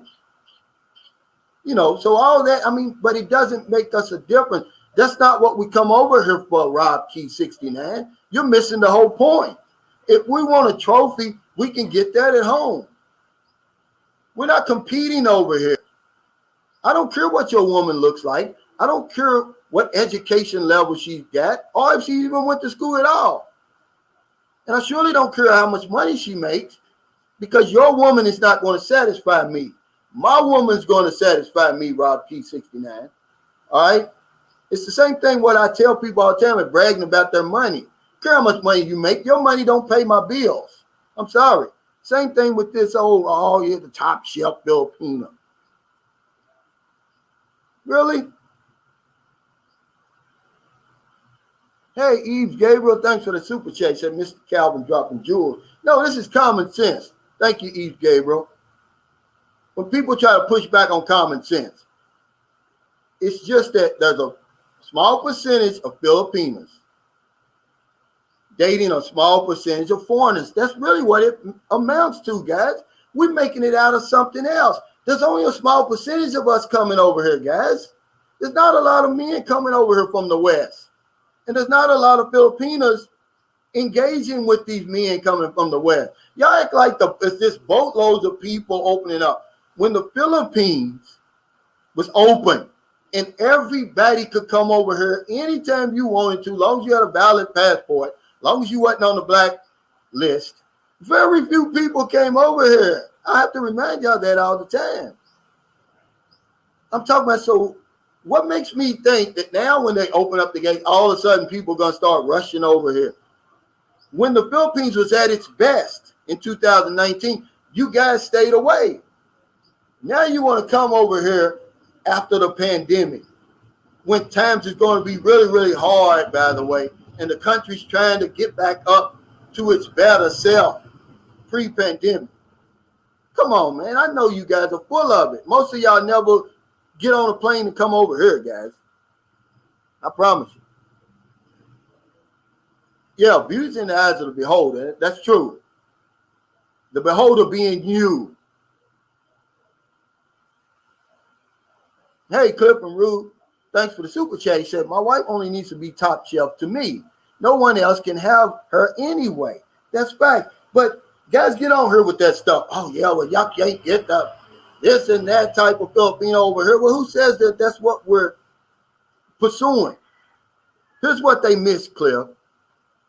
You're 45 years old. When's the last time that you've been with a yummy 5 over here that's, by the way, is 23 years old? When's the last time you done that? She's going to be top shelf to you because you haven't, the last time you touched the creamy skin, the palms is soft. They're not beating all up from washing clothes all day. You know, the perfect skin. That's a 10 to me.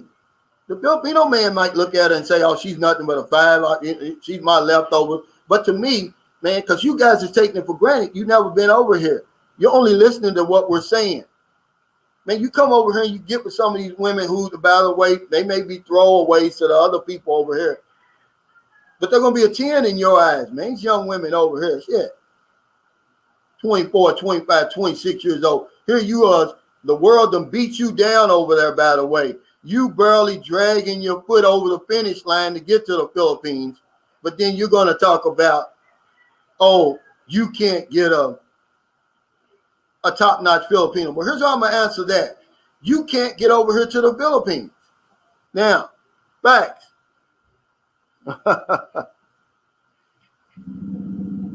Hey, Harriet, good to see you.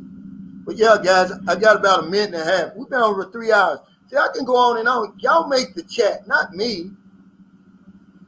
Because I could sit here all day. Y'all make it interesting. Uncle Mo, he's throwing jewels out here now. He says a Chinese woman told me the Chinese women will only date foreign men if they can be assured of a better life for her and her family. Calvin is right. It happens all over the world. But yeah, you guys, man, y'all make this. It's been 3 hours, man. It's crazy. Don't even seem like it. Yeah, Quiet Storms, Marine said, yeah, you can run your fingers through her hair without getting slapped and yell at for messing up her weave. And yeah, and all that. But what I'm saying is the true innocence of a woman. All of her feminism over here means being feminine. It don't mean that over there, man. You guys are crazy. You don't know what, man, you don't know what boots on the ground in the Philippines really is. Come over until you get over here. You deal with these women over here, these real Filipinos, not the top shelf you're talking about. Man, you're going to have your brain's going to flip. You're going to be a left side thinker by the time you leave this place, man. Talking about a top shelf Filipino. Man, hell, a woman of 4 over here is a top shelf to your ass. And what you used to over there. Crazy. Man, you guys, y'all done missed the whole point. That's somebody that's never been to the Philippines before. Y'all stick out like a sore thumb. Hey, thank you, Dwight Ruffin, for that super sticker, man. But I appreciate you anyway, because y'all make it interesting too. Yeah, Paul Smith, but it's true. There's going to be somebody over here for you, 18 to 80, blind, crippled, or crazy. But she's going to be a part of that 2.5% to 3%, because the other ones, they're going to laugh at you. They're going to look at you and laugh because they know they don't want you. It's cringy. But that 2.5%, 3%, they're going to say, yeah, sign me up for the 5'3", 285-pound dishwasher from Noblesville, Indiana, with no teeth and one eye. He's going to have a woman over here. He's going to have a yummy 5 over here. But he's going to make the mistake. She's going to look at him as a prize over here, but when he gets to the United States, she's going to throw him in the garbage. But you have to know what you're dealing with, guys. Harold Teal said, yeah, and this is fact, man. Now, this is a jewel right here, man. You want to talk about a top shelf woman, you go into them bars, man, up there, and that's where you're going to see the finest Filipino women. They're going to be in the bar.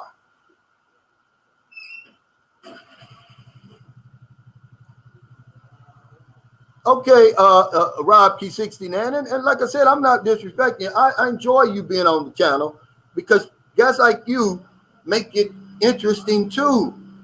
You will know what a top shelf woman is then. If you got 25 years in the PI in Thailand, the finest women's in the bars. Okay, if you really want to get down to the nitty gritty, the most beautiful women, they're recruited for that reason.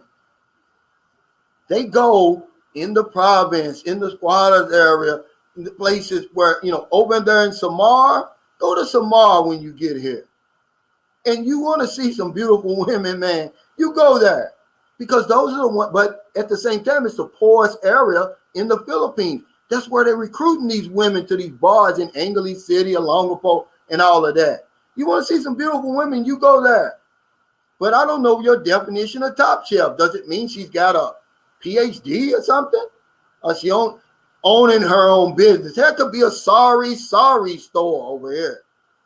Guys, all that stuff y'all bringing from the West, man, don't make a difference. But thank y'all, guys. Y'all make these live streams so bomb, by the way. But the next one's going to be the panel again. This panel is going to be legit, man. It's going to be off the hook. I'm going to put some people on the hot seat for real. If you don't want to answer some uneasy questions, then don't come on the panel. Especially if you're Filipino, because I want you to tell us the nitty gritty, the truth, the whole truth, and nothing but the truth. Thank y'all so much for the super sticker, super chat. I apologize, guys. I can't get to every comment. If you think I'm joking, ask John. He'll tell you how fast this stuff is moving up here. Cliff and Rue, visit their channel. It's growing. It's small, but it's growing. And he'll tell you, he can't keep up with the people on that side. If I've got 278 people watching me, how many comments you think is over here? But yeah, thank y'all so much, man. I got to get out of here. Sunday, we go to the grocery store. I'm going to try to take them swimming again today. Look at this. This is the day to go swimming, guys. The sun is out there. It ain't going nowhere soon. But help somebody today, guys, for real. Especially if you're over here in the Philippines, Big D. I hope you helping somebody. You 62, she's 28. Philippines is giving you one of their best. Time for us to give back. If I don't know anything else, I know this one thing for sure. We help other people, we help ourselves. Take care, stay safe, stay COVID free. I see y'all Tuesday for the panel. Buck will be there too, guys. Hey, thanks for joining us, TJ. I know you got here late. I know you the big boss man at work. But we enjoy your content on here, man. Take care, everybody.